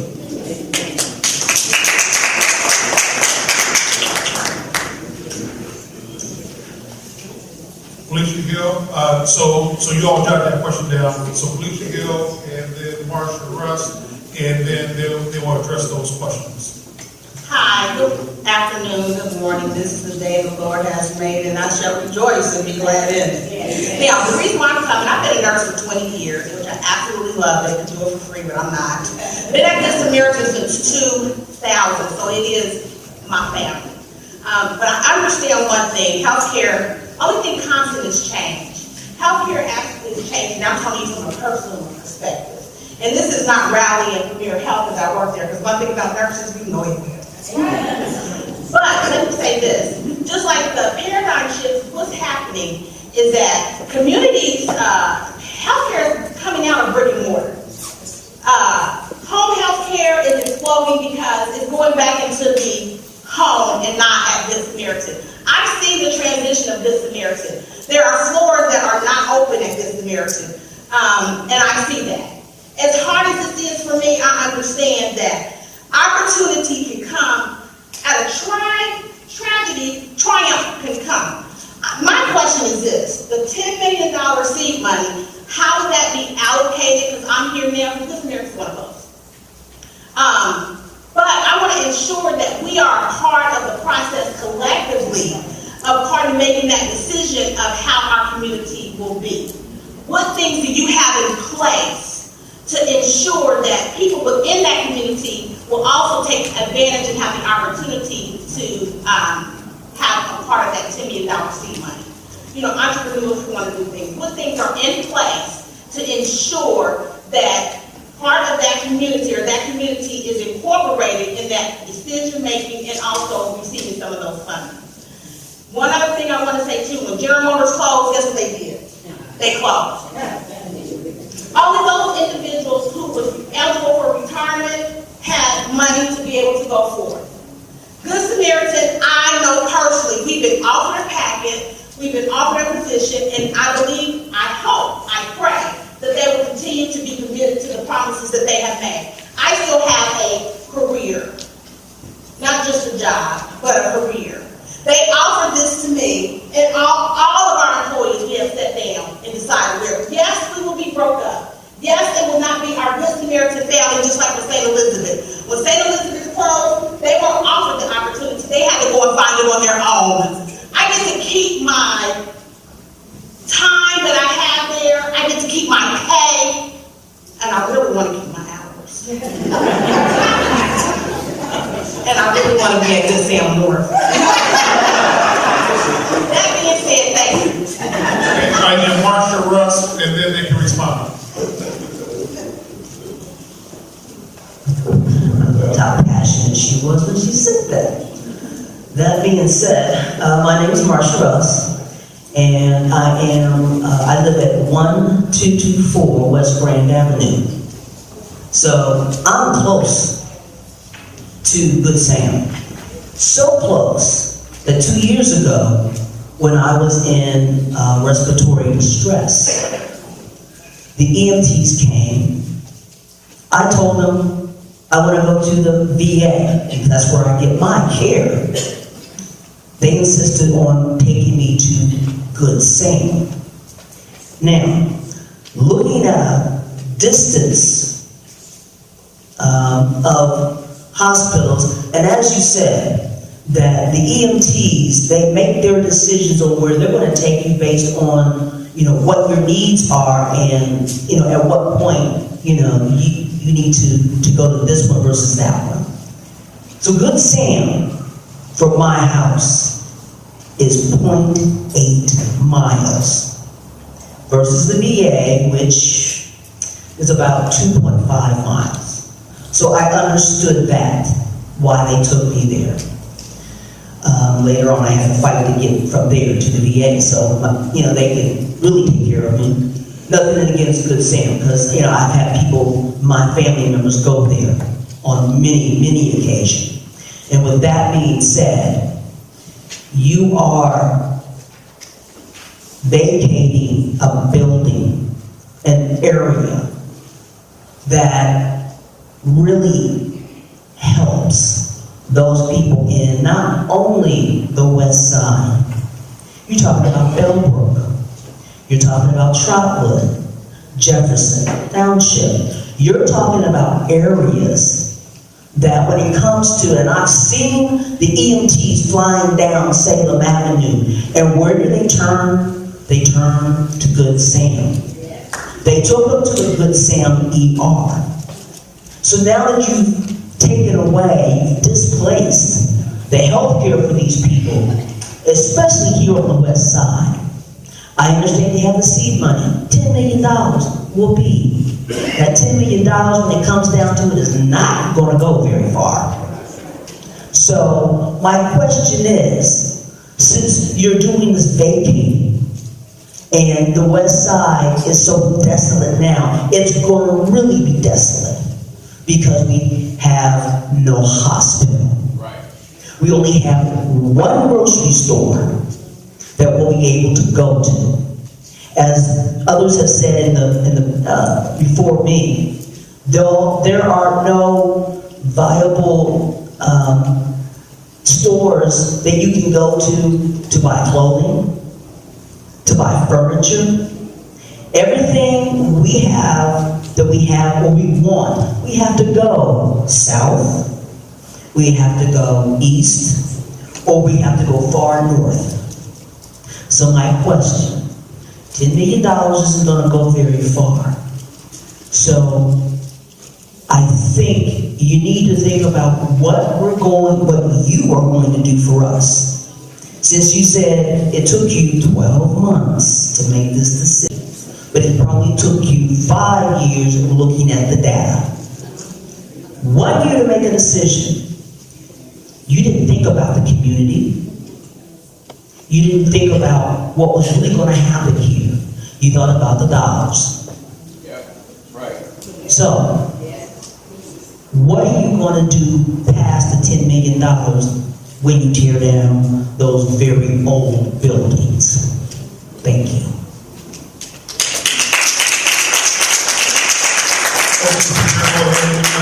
One last set of questions after that. Hope I got all these. Maybe start back to the 10 million. We we put the 10 million, and I use the term a lot, seed money, because we want to get others at the table. And for those who don't know, Premier has probably put 13 million in the last months related, or many years related to Phoenix. So to Nita's point earlier, we have a pretty long track record of investing money. We're also investing in the Gem City market, which is a second option. And I can tell you there's people who criticize us and say, why are we in the grocery store business? But we take everything back to our mission. And our mission is to build healthier communities. And we believe we need to start much sooner than the acute care hospital. Someone mentioned infant mortality. I don't know if you saw the article. We have a very involved program in the home with pregnant women. So we're doing many things earlier and in a different location than just the acute care hospital. And I just hope you all have heard that. We do not presuppose, and the one lady said, well, is there a grand plan? There is not a grand plan. We have to start with the meetings, with the community, to say what other things do we need and what priority and what is our role. So, I think we're sincere in that. We don't have all the answers. But we also can't be the only one at the table. And I respect the critique that people think they should have been involved earlier. We chose to do it the way we did, and Anita pointed, I'm not going to rehash that. But I think what's critical here today is what can we do on a go forward, because a lot of your issues are entirely legitimate. And I don't have the answers, but I do know from experience that people working collectively together get a lot further in a lot more meaningful way than someone presupposing that they know the truth for a community. So you have our commitment. We're going to be there. I hope I have yours. And I am sorry that people don't like the decision. I hear that. I think it's really hard, and I wish in many ways we could have skipped it, but it was just not the right thing to do long term. Did you want to talk a little bit on the Phoenix?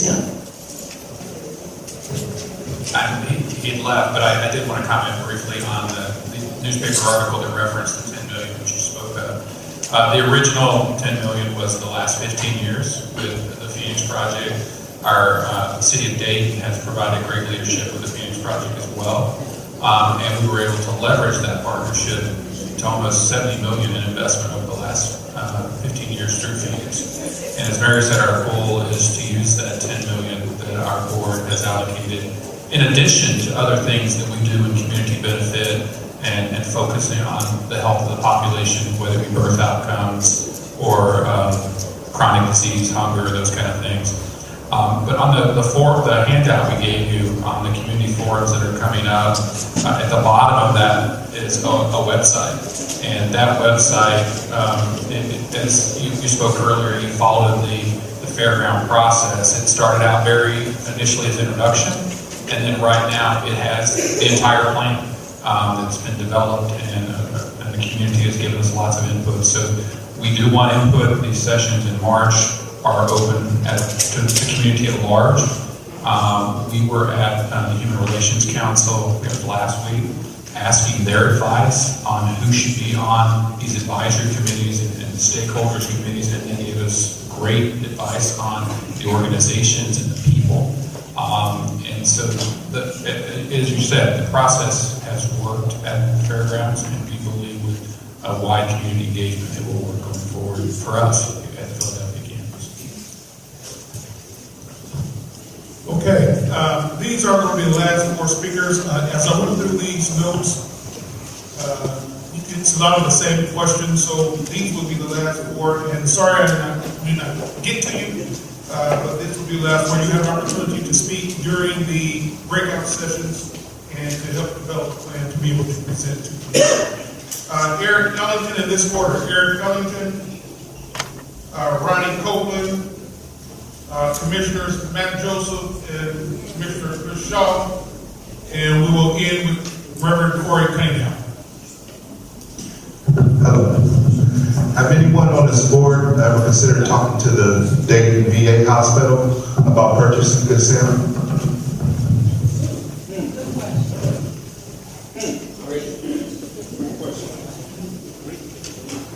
Okay, so I'll let you all want to respond to that particular question. Let me go to the last one. Sorry about that. No, we did, we work with the VA on a lot of issues, but again, we believe this community is overvetted, so it will continue to perpetuate that problem if we were to speak to them. Even if they wanted to do it, we really don't believe more inpatient beds are what Dayton needs. Ronnie Copeland. Most of what I was going to say, most people already said. But I kind of doing the unthinkable. At the end of the day, we just burn our gas and travel a little further. That's all we do anyway, is travel for big businesses. Let's want fried chicken, look at lowly goods. Premier is going to do what they're going to do. No general's going to tell us Target exactly what it's going to do. Most black citizens at the table of power speak with forked tongue. More than 90% of the time, whitewashing is what black Daytonians receive all the time. That's our medication. But thanks for your past loyal service to our community, to your future plans for Monty Valley, and setting up your urgent cares and whatever you do. It's just business. It's all about our zip codes. It's all about our tax base. It's all about the dollar bill. But thank you. You don't speak with forked tongue. You do dollar bill.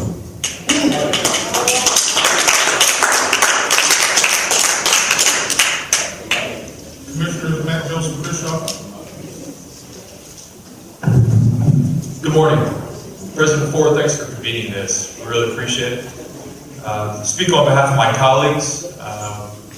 We want to say, first of all, that we appreciate Mr. Silas, you and your colleagues coming. There have been businesses that left the city that haven't even had that courtesy. They left in the middle of the night and haven't had any input on what happened. But I will say two things and two questions. First is, this is an opportunity for Commissioner Shaw and I to hear what's going on from you all, to hear from the community, and we really wish we'd been brought in earlier in the process. Pastor Allen mentioned just a moment ago that his church and the churches in Dayton are not without power. And really the same thing goes for the city. We're not a rich city, but we can convene people, we can bring resources together, and we have the power of the community behind us. And I'd like to have thought that in the last year, or even more than that, we could have been brought in to help work out some sort of solution, some sort of better solution than shutting down a hospital that's so vital for us. The other thing I want to mention is that I think that it's great that we're focusing on the plan that's to come. I don't have any problem with that. That's very good at this point. It looks like your decision is made, and if that's what it has to be, then we as a community, we're going to come together and do the right thing. But the problem I have is that it seems like over these last few years, if the problem is too many beds, then why are more beds being built in Inglewood or in Seneca?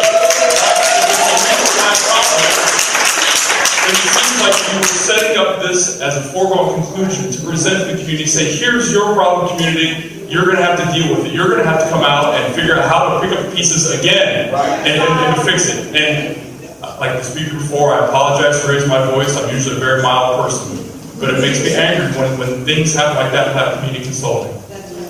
So there's no reason, I think, that we couldn't have been consulted as community leaders and brought everybody on board to try to work out some sort of agreement between all the hospital systems, to come to some sort of agreement. That's what we do. We act as a leadership, and we bring together the people of the community, the businesses of the community, for the benefit of the community. That's all. My question were those. The first is, why did you have more capacity built over these last few years to bring this decision on and bring it to a head? Second, how can we, as the city and you all as Premier, help build the trust and the relationship that we need to have as community partners to make future development a success? Thank you. Thank you, Commissioner, for saying that. I think it's very important that the community needs to hear that. Understand, that there is a capacity issue with the hospital. I understand your position on that. However, there's a great need in our community, especially with infant mortality, and that Grandview Hospital doesn't even have a maternity ward. So, I mean, we are in desperate, dire straits here with respect to that. How about just leaving a smaller footprint? If you have to do away with some of the beds to reduce the capacity issue, how about on that footprint providing an opportunity for infant mortality, neonatal care, and maternity on that spot, which we so desperately need in this part of the community. So, you know, the commissioner said a lot of what I was going to say as well, but that is just an ask. I think you can manage as you look to remediate the capacity issues with respect to issues. Thank you.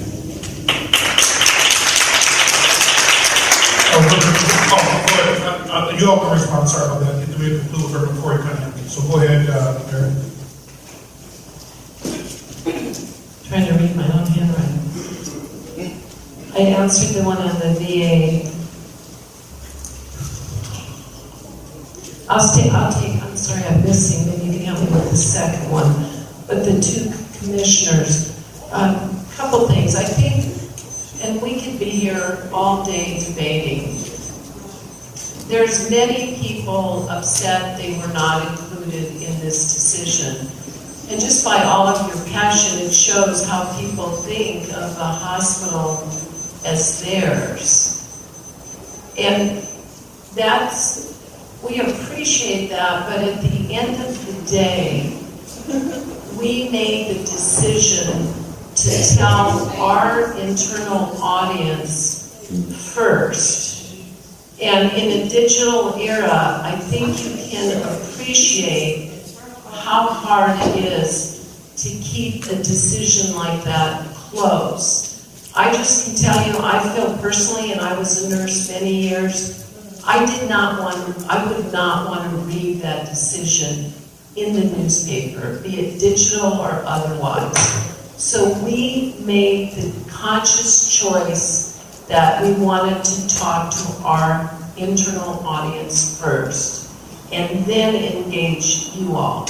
And I respect your right to disagree with it, but that was the path we chose. I think wherever you sit on this, you can appreciate in general how hard it is for any one of us to keep something confidential. We have the best of intention, but I just got to tell these 2 or 3 people. And suddenly rumors get out. And the worst thing that could have happened in my mind is our board, who took this very seriously, they agonized. The night of the vote, it could have gone, it was not a slam dunk. People make their own conscious decision. And if they had not voted with the decision we ended up with, can you imagine the chaos among people, particularly those who worked within Premier? They thought we were going to close, but now we're going to not. That is far worse to me than being straight with people and giving them a consistent message. So I'm sorry you're offended. I'm here today to offer opportunity to talk about where we go from here, but we truly believe we made the best decision we could, and given the ramifications. And to the commissioners, in terms of things, we looked at a smaller footprint. It does not make sense. And if you'll just allow me a minute, you raised a great example in the NICU. I don't know if you all know it, but there are 3 NICUs, neonatal intensive care units, in this community. That is not good for a community. Why is that? It's because you need to see a certain volume of very low-weight, premature babies to be at your best in terms of clinical practice. You talk to neonatal intensive physicians, they can give you all kinds of data around that. So while your thought is well-intentioned for closeness to a community, the worst thing this community could have is more neonatal intensive care units, because you dilute the very quality that's required and driven by volume to have people at their best in caring for those babies. So there's a lot of clinical ramifications that I don't expect everyone to know. But the best thing the state could do if the city commissioners want to do something is go back to certificate of need, so you don't have excess duplication, which is certain tertiary services. We are leaving those tertiary services in Miami Valley. And to the question of building of beds, I'll give you an example. We've built beds in Miami Valley South. We have beds in the Atrium Market. That's where the population is for low risk, non-inpatient things. The lady mentioned home care. We're putting a lot of money in home care. This is where healthcare is going. We can't collectively stop it. We have to be in the journey together and have enough beds for this community. So you have one of the best hospitals in the country 5 miles away. Look at urban cities like Chicago and New York when they're trying to get to some places and they're 20. You make legitimate points. 5 miles is further than point A. But you have to be steeped in the reality of this industry and what is considered legitimate access by standards across the country. So we did quietly take off beds in Miami Valley. I don't know that people knew that. We took beds off as we moved to outpatient. We are in the business. We have to move with where the paradigm goes. And we have to try and keep trying to communicate with all of you. So I hope that helped. I appreciate the commissioner's concerns. It's always better to be honest, and it's nice to know where you stand. Yes, did you have a question, sir? So here's my 2 questions. What's most important in this community is healthcare. You are premier health. Health should come before finance. So my question is, first question is this: would it be possible to leave the emergency room open? There are people who have to walk, who have to ride their hover-rounds to get emergency care. Gunshot victims, heroin overdoses, right here in the vicinity of Good Sam. Would it be possible to leave the emergency room open so those who are affected by those things and heart attacks, all those things, can be stabilized and maybe care flighted to other hospitals, other area hospitals? My second question, thank you. And my second question would be, what is your transition plan? And I want to add that in there. But then I have one more question. The question is this: what is the plan going forward beyond the call of the National Association for Advancement of Colored People, NAACP, to involve the community in the decision of what's going to be in place at the Good Samaritan site? I think it's very critical, and I think that this outrage is not going to go away because a few $1 million of say. And if it's something that we do not want, but we're missing something that we need, that has to be considered.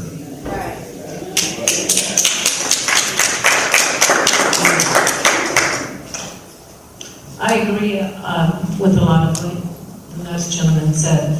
That's exactly why I said repeatedly, we don't have the grand plan. We want to hear the needs. And we can talk in a minute. We've mentioned, and we'll certainly be happy to get the specifics. There is a process. The first meeting to begin that is here on the flyer. I don't know if you received it in March. To the earlier comments, and please, if I skip something from my panel here, feel free to jump in. On the comment about the mayor, I just think this is important. It's a little point, but misinformation can come from here. When I mentioned I spoke to the mayor of Trotwood, I did not speak to her specifically about this. I did not talk to any mayor before another mayor. I certainly understand the geography and where Good Sam is located. And we had a plan of communicating once we talked to our internal audience with all commissioners, mayors, the governor, businesses, etc. So can we sit here today and criticize that plan? I accept we probably did not do everything absolutely correct. I also submit that all of us could have spent weeks and maybe not agreed on the exact priority of a protocol. We did what we thought was right in terms of telling our employees of a very hard decision first. And I would remind you, many of those employees aren't your friends and neighbors. They're both. So I just want to be sure that we're clear on that. And I think we've heard a lot of good, frankly, criticism of that. We have a process going forward. We did look we looked at a lot of iterations for the campus, and the emergency room did not make sense. However, as we have indicated, we're leaving the FQHC, and one part of the go forward would be, could we work with that entity? It is run by an independent board to have longer hours. Does it make sense to have more of an urgent care here? Because you may disagree, and I think people raise good examples. The gentleman who chose an emergency to go to Good Sam. Distance does matter in certain situations, but also availability and types of service as well as patient choice matter. So no matter what, you could give us a situation where Good Sam was right. This person over here could give us a situation where they absolutely needed to go to the Valley, or frankly, Ohio State. So I don't think we're going to win in a debate of how many numbers should go where when. That is highly individualized and frankly at the discretion of very smart EMS providers, which I am not. So it did not make sense to have yet another emergency room when there's many in close proximity. There was also a very good question, because we looked at this too, about why didn't we shut Miami Valley instead of Good Sam? We actually seriously considered that. The problem is the services that are unique in this community would have to be transferred, and they would not all fit at Good Sam. So you'd be making an equally hard decision, and we'd be in a similar discussion with the neighborhood to close a facility, and not only could we be debating the reverse distance, but the services would not fit.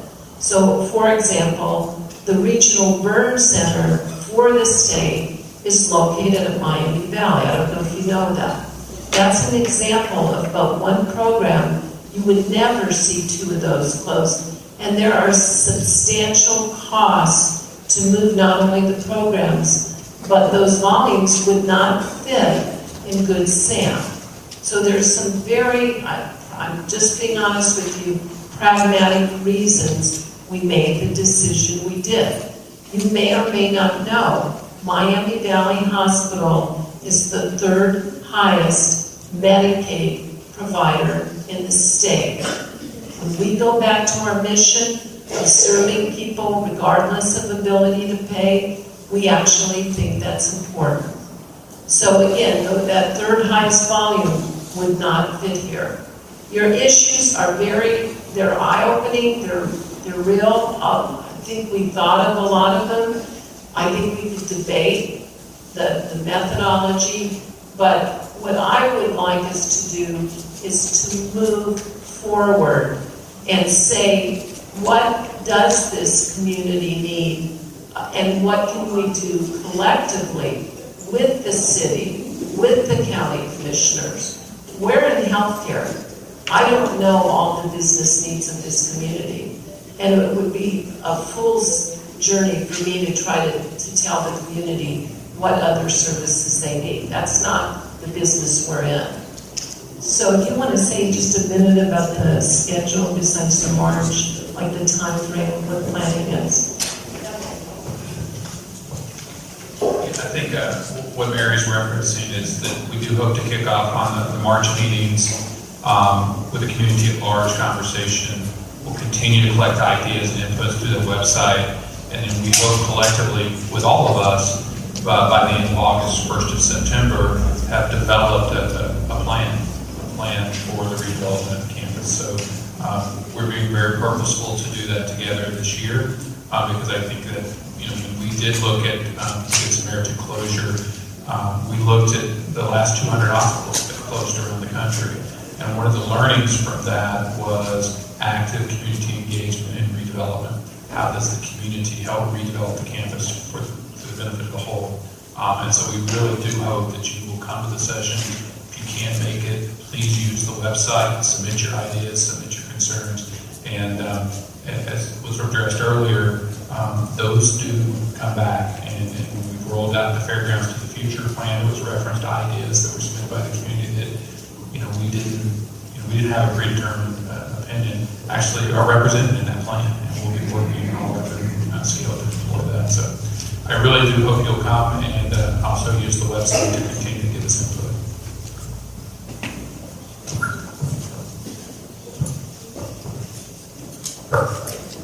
Hop dropping mouth and pull down. So one thing I did want to talk about is one person asked the question as to why we did not hold off talking to the media before until after we had spoken with everyone else. I will tell you, after the board vote, almost as soon as we went out and started talking, calling people to bring them on board with what was going on, we were being reached out to by the media. And that's just the sign of the times that we're in right now. Everybody has technology. Everybody's got a camera. Everybody's got a recorder. Everybody's got a phone.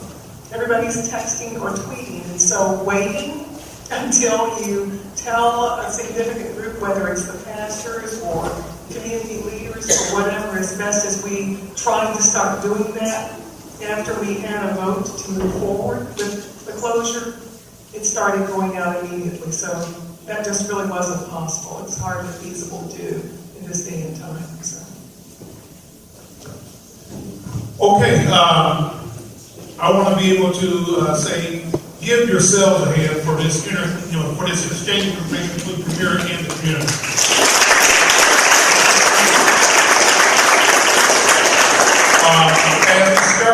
As we started this meeting in prayer.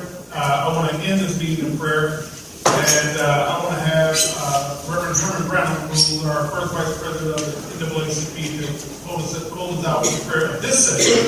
But then we're going to go into our strategic planning session. After that, then we can present the community plan to Premier Health.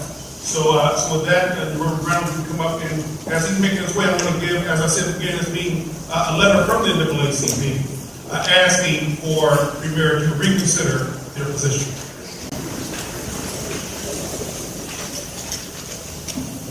Let's pray. Father God, Savior Jesus Christ, we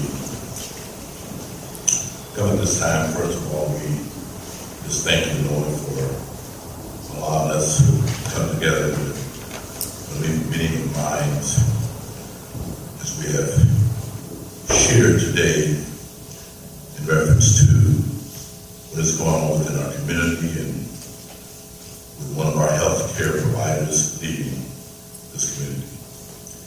And Lord, we want to just be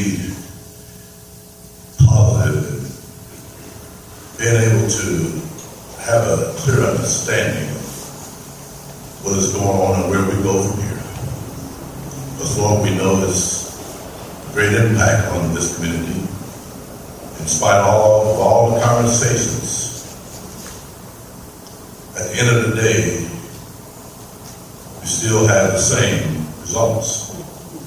Because healthcare will be affected within this community. I'd even mention the fact of a viable hospital being closed. But we ask right now, Lord, you just let us continue to bond together and as a faith-based community that we would come to you in prayer and ask for guidance and whatever else that we can do. Because, Lord, we know we're able to make it, but at the same time, we just want our voice to be heard, that they would know where we're coming from and what it is that we do. So we ask your blessing upon each one that's here today. We ask that you just continue to open our hearts and minds and let us not give up. Let us continue to go on and to do what it is that we feel as though is right. That our voice will be heard. And Lord, we pray for Premier Health. I'm not going to say that they've made the right decision. It's a personal thing between them. But we pray, Lord, that if they did not, and as we go forward, as we see where some of our elderly and those ones that will be greatly impacted by this decision, that they would be able to see and realize, Lord, that we're just not here just to be here, but we need the hospital. But most of all, Lord, we need you. So we ask that you just continue to give us courage, give us strength. If there's anything, because we know you're a miracle working God, I heard throughout the conversation, they said the decision has been made. But we know you have the first and the last say in every situation. And in spite of what they may say, Lord, you may enter their hearts and minds, and maybe that can be reversed, but only you can do that. But bless right now and touch right now as we come together in the next session that we'll be able to give them some more information on where our feelings are. We bless your name right now. We thank you again for this session. And in Jesus' name we pray.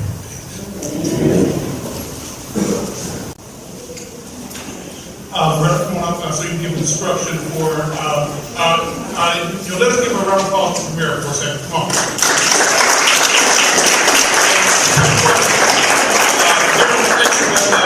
Brother, you want to give instruction?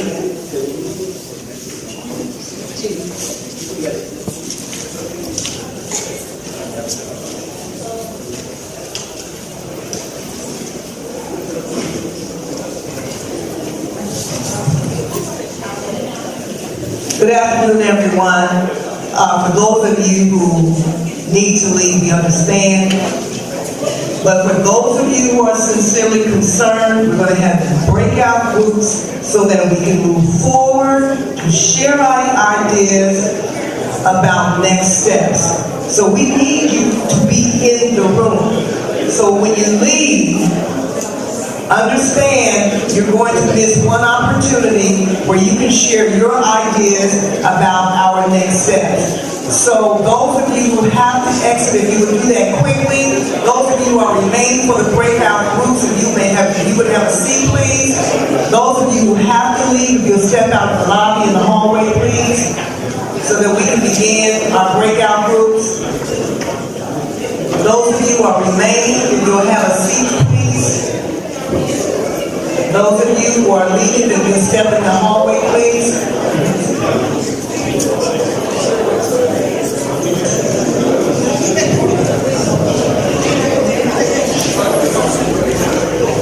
When I left, go all the way back behind the sanctuary in the Hamilton play, one of the things I walked away was that little song that kept singing about, I wasn't in the room. I wasn't in the room when the decisions were made. Well, you guys are in the room. So we're talking about next steps. So we're not even going to talk about what could, should, would. We're going to talk about where we're going to go from here.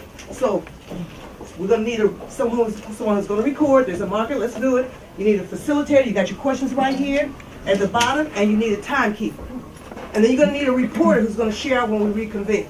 How long we're going to Here, said, I guess I'll be the facilitator today. Yeah. Should we have a sign-in sheet? Let me do this. Go ahead. If everybody would like to go around and introduce themselves. Okay. My name is Ray Hollingsworth. I'm one of the ones who spoke. Ray Hollingsworth. I know it's a hard name to. And I'm from Dayton, Ohio. Born and raised here. I was born in Miami Valley Hospital. That's who I am. Reverend Maple McDaniel from Believers Christian Fellowship Church, former member of Zion. Christine Hernandez. I moved here about 6 years ago, and I want to see progress. You know, I want to see the community get better because I see a lot of closed facilities. Michelle Roberts, born and raised in Dayton, born at Brookvale. Gloria Castle, born and raised in Dayton, and I do live in the area, in the neighborhood. Oh, hi, Felicia Hill. I've been a nurse for 20 years. Absolutely love it. Like I said, I can do it for free, but I'm not. Worked at Good Samaritan since 2000. Also Fidelity Health, Home Health Care, and I'm a full-time Westwood school nurse, which is in the face and possibly closing as well. So, and with the NAACP, I'm the health chair. I'm a community servant. I'm Mary Johnson. I'm Jackie Jackson. I am a lifelong resident of Dayton, Ohio. I am a member of Zion Baptist Church. I am the former court administrator for Dayton Municipal Court, so I understand how decisions are made. I'm upset, and I know that this is a done deal, and I think that that's something that we have to acknowledge, that this is a done deal. And as they said earlier, the plan is what's going to happen after today. Unfortunately, I have choir rehearsal in like 15 minutes, so I will be stepping out. But Anthony and I serve on another Opportunity to share your perspectives about the closing of Good Samaritan Hospital. So we want to make sure everybody gets a chance to speak what they would like to say about this closing. I'll begin. Most of you that know me here, my background is economic development, and it's been my career tied to government. And obviously, one of the problems I guess I do have is that when decisions are made, I understand, I heard all of that. But at the end of the day, it is our responsibility, those who live in the community, to decide the direction and the future of that community. So I think it is very imperative that, one, when we have these conversations, that we have more than just interested people at the table. We need to have qualified, interested people who have the background to do the work. All right? It's not enough just having a black face at the table. All right, we need to have the appropriate people there. The second part, when I saw the numbers of the $10 million, I shared with some of the other pastors, that's not any money to redevelop a community. So the amount of money is not enough.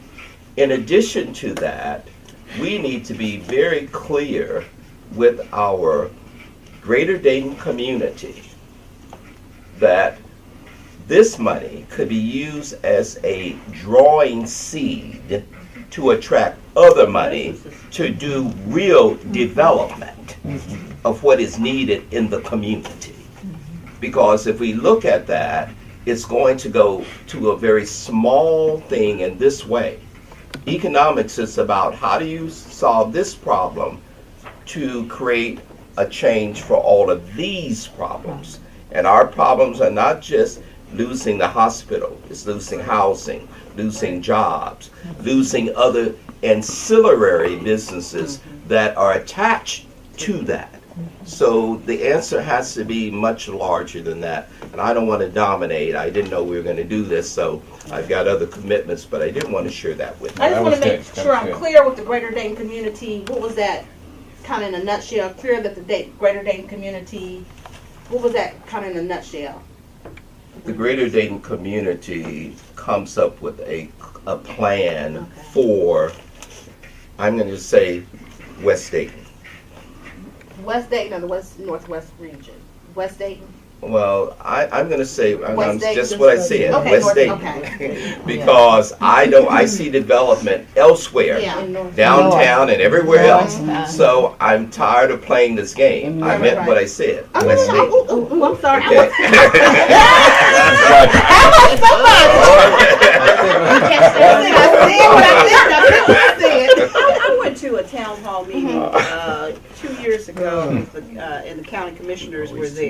And I asked the question, why isn't there development in West Dayton? Exactly. And she said that no one wanted to invest in West Dayton. That's correct. And that goes to my point of if we're losing everything in West Dayton, if our major employers are leaving, if it's not a beautiful, vibrant area, why would somebody come in and invest in West Dayton when Right. we are left as a shell? They keep pitching the negative of West Dayton instead of pitching the positive. Absolutely. And the gentleman who said, we have money, we have money. We are an economic factor, but we are made to travel. Now we have to travel for healthcare. We have to travel for shopping. We have to travel for groceries. And the Gym City Market, that's 2 years out.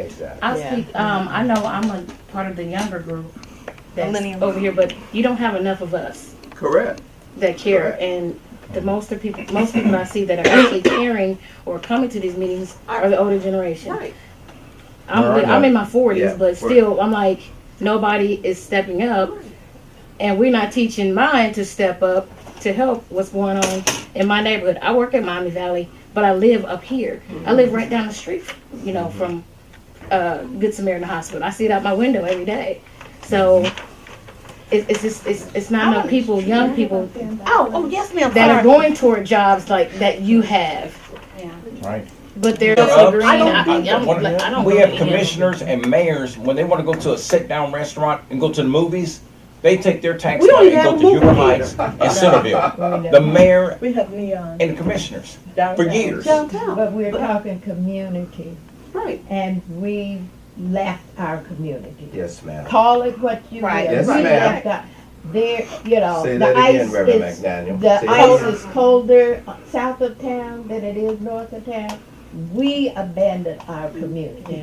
And the revenue is not there, but that still doesn't make it right for it to move.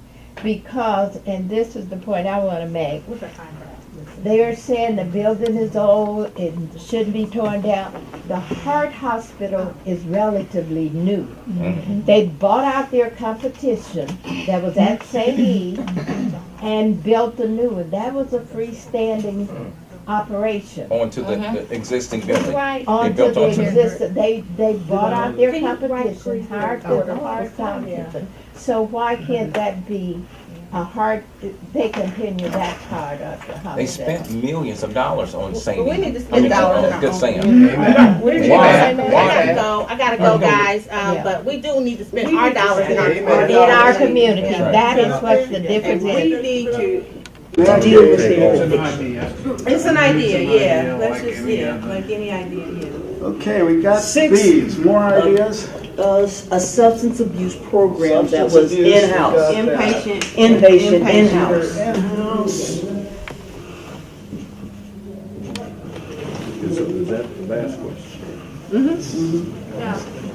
A community and event center? So what's going That sounds good. That sounds good. So what's going to happen with this? Event center. All this information that they're going to do? Especially since we got We're gonna tear go down back the into parking another garage. meeting and discuss.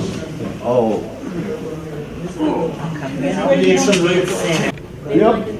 I believe that we need to maintain throughout the development planning, or actually development of this facility, redevelopment of it, a faith-based initiative, meaning that we have to continue to partner within the facility. I mean, it has to be in the plans for it to be successful. You know, the final outcome, it has to be in the works. So if we want something that's going to be maintained, you know, we have always been people who have been maintaining our faith. And partnering with something like Ken Clarkson out of the Gospel Mission's Nehemiah University to establish something of that nature. It doesn't have to be exactly what he did, but something of that nature in our community that continues to serve the community like he does with the Gospel Mission. He's tied in with that Genesis project that you did. Tying in with that type of a development, reworking it and remodeling it, but making sure that it's faith-based. Because there's so much about us that we don't know or have to redevelop. Our families and our culture has been destroyed deliberately and purposefully. And we are trying to learn about ourselves again by our faith, and our trust and belief in Christ will carry us through. But he is working towards bringing us back to our true greatness as a people. And Is this good enough to state that, or do I need to say something else so they know what? That says it, okay.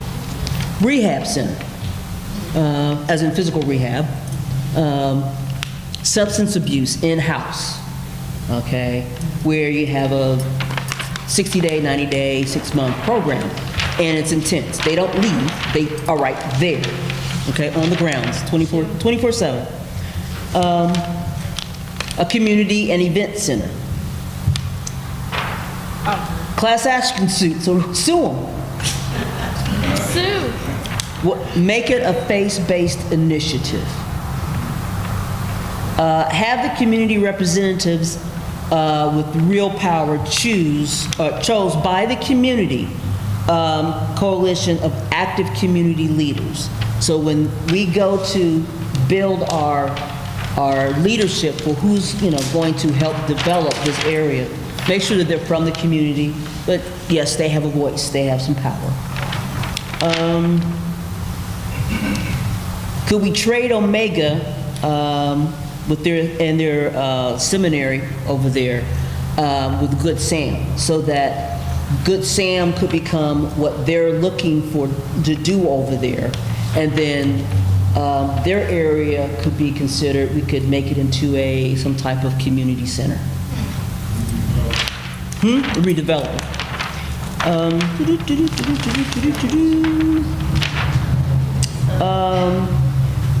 Sail back to the sisters, the nuns of St. Francis. They need a time to start and finish, because things can be dragged out. Who are the community leaders going to be? We don't want it to take 2 years to find community leaders. We don't want to take it 10 years before we say, okay, now this is what the development's going to be. Yeah. So there needs to be a time limit. Who's going to get the money? Okay? Use the money to keep the hospital open. Community use, as in a walking path, place where there's some nice scenery. It's green space, it's for the community. You still have something there, like maybe the community event center, but there's still a place where the community to go and be somewhat active. Senior housing, like that at Miracle Lane, or some type of component to that. Is that all we have? That's it. That's it. That's what we have.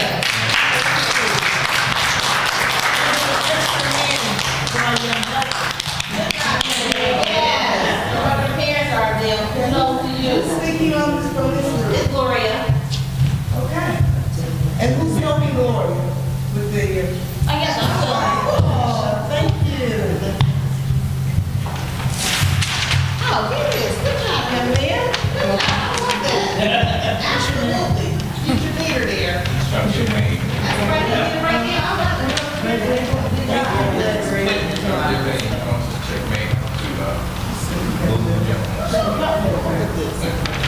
Okay.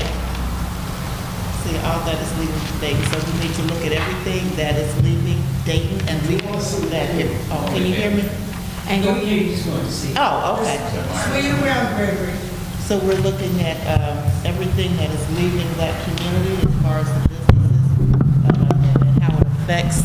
Oh, I need the microphone. I can't hear you. Oh, I'm sorry. Okay. Well, anyway, our group, we were looking at all the things, the revenue that is leaving that particular area and how it's going to affect, like the Walgreens, the landscaping, the residents, and they were also saying that $10 million is not enough to help that community, rather. And clear with the greater Dayton community.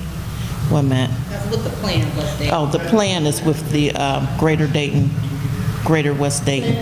And we were involving the county commissioners. That's why I said I want you to help me out with this. And also people in the community who can help clean up the community. One of the other things we were looking at is the equipment usage from Good Sam. What are they doing with that? Where is it going? How is it going to be utilized? And also, there was another consideration of the time frame of the decision-making, things that are going to be done with the properties. And also, someone has to be accountable. I think that's basically.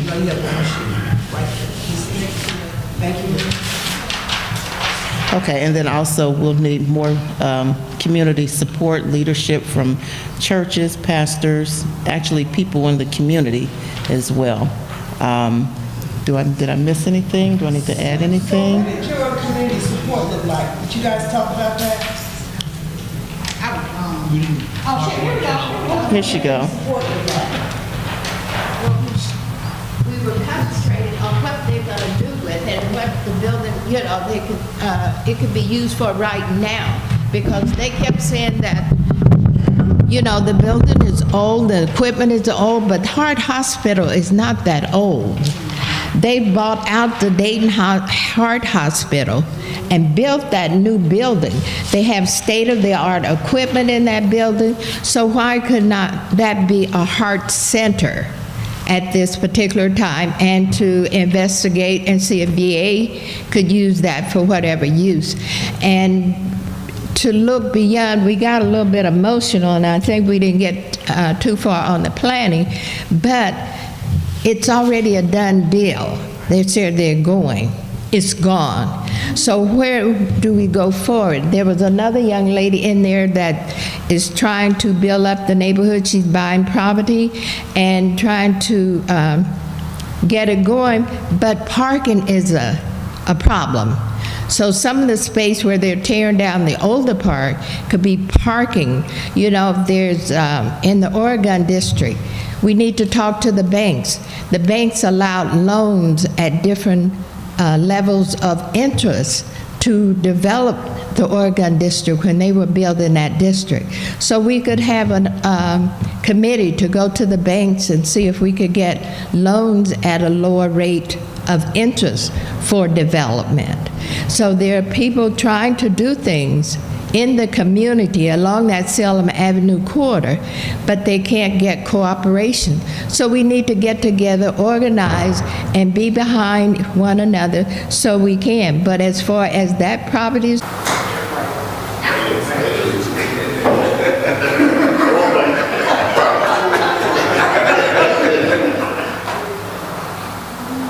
This is good.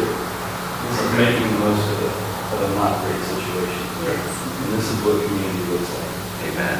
And for us to stand in a circle and hold hands and to see each other eyeball to eyeball is really important. Amen. All right? That works. Yeah. That works. Come on.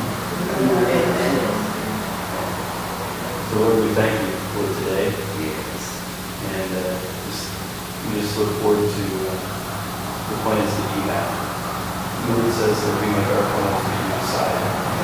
So, in spite of how difficult this is for our community, we look past the Samaritan Hospital, and we look to you. We say, Lord, that you're the author and finisher of our faith. Yes. And that you know the beginning, the middle, and the end.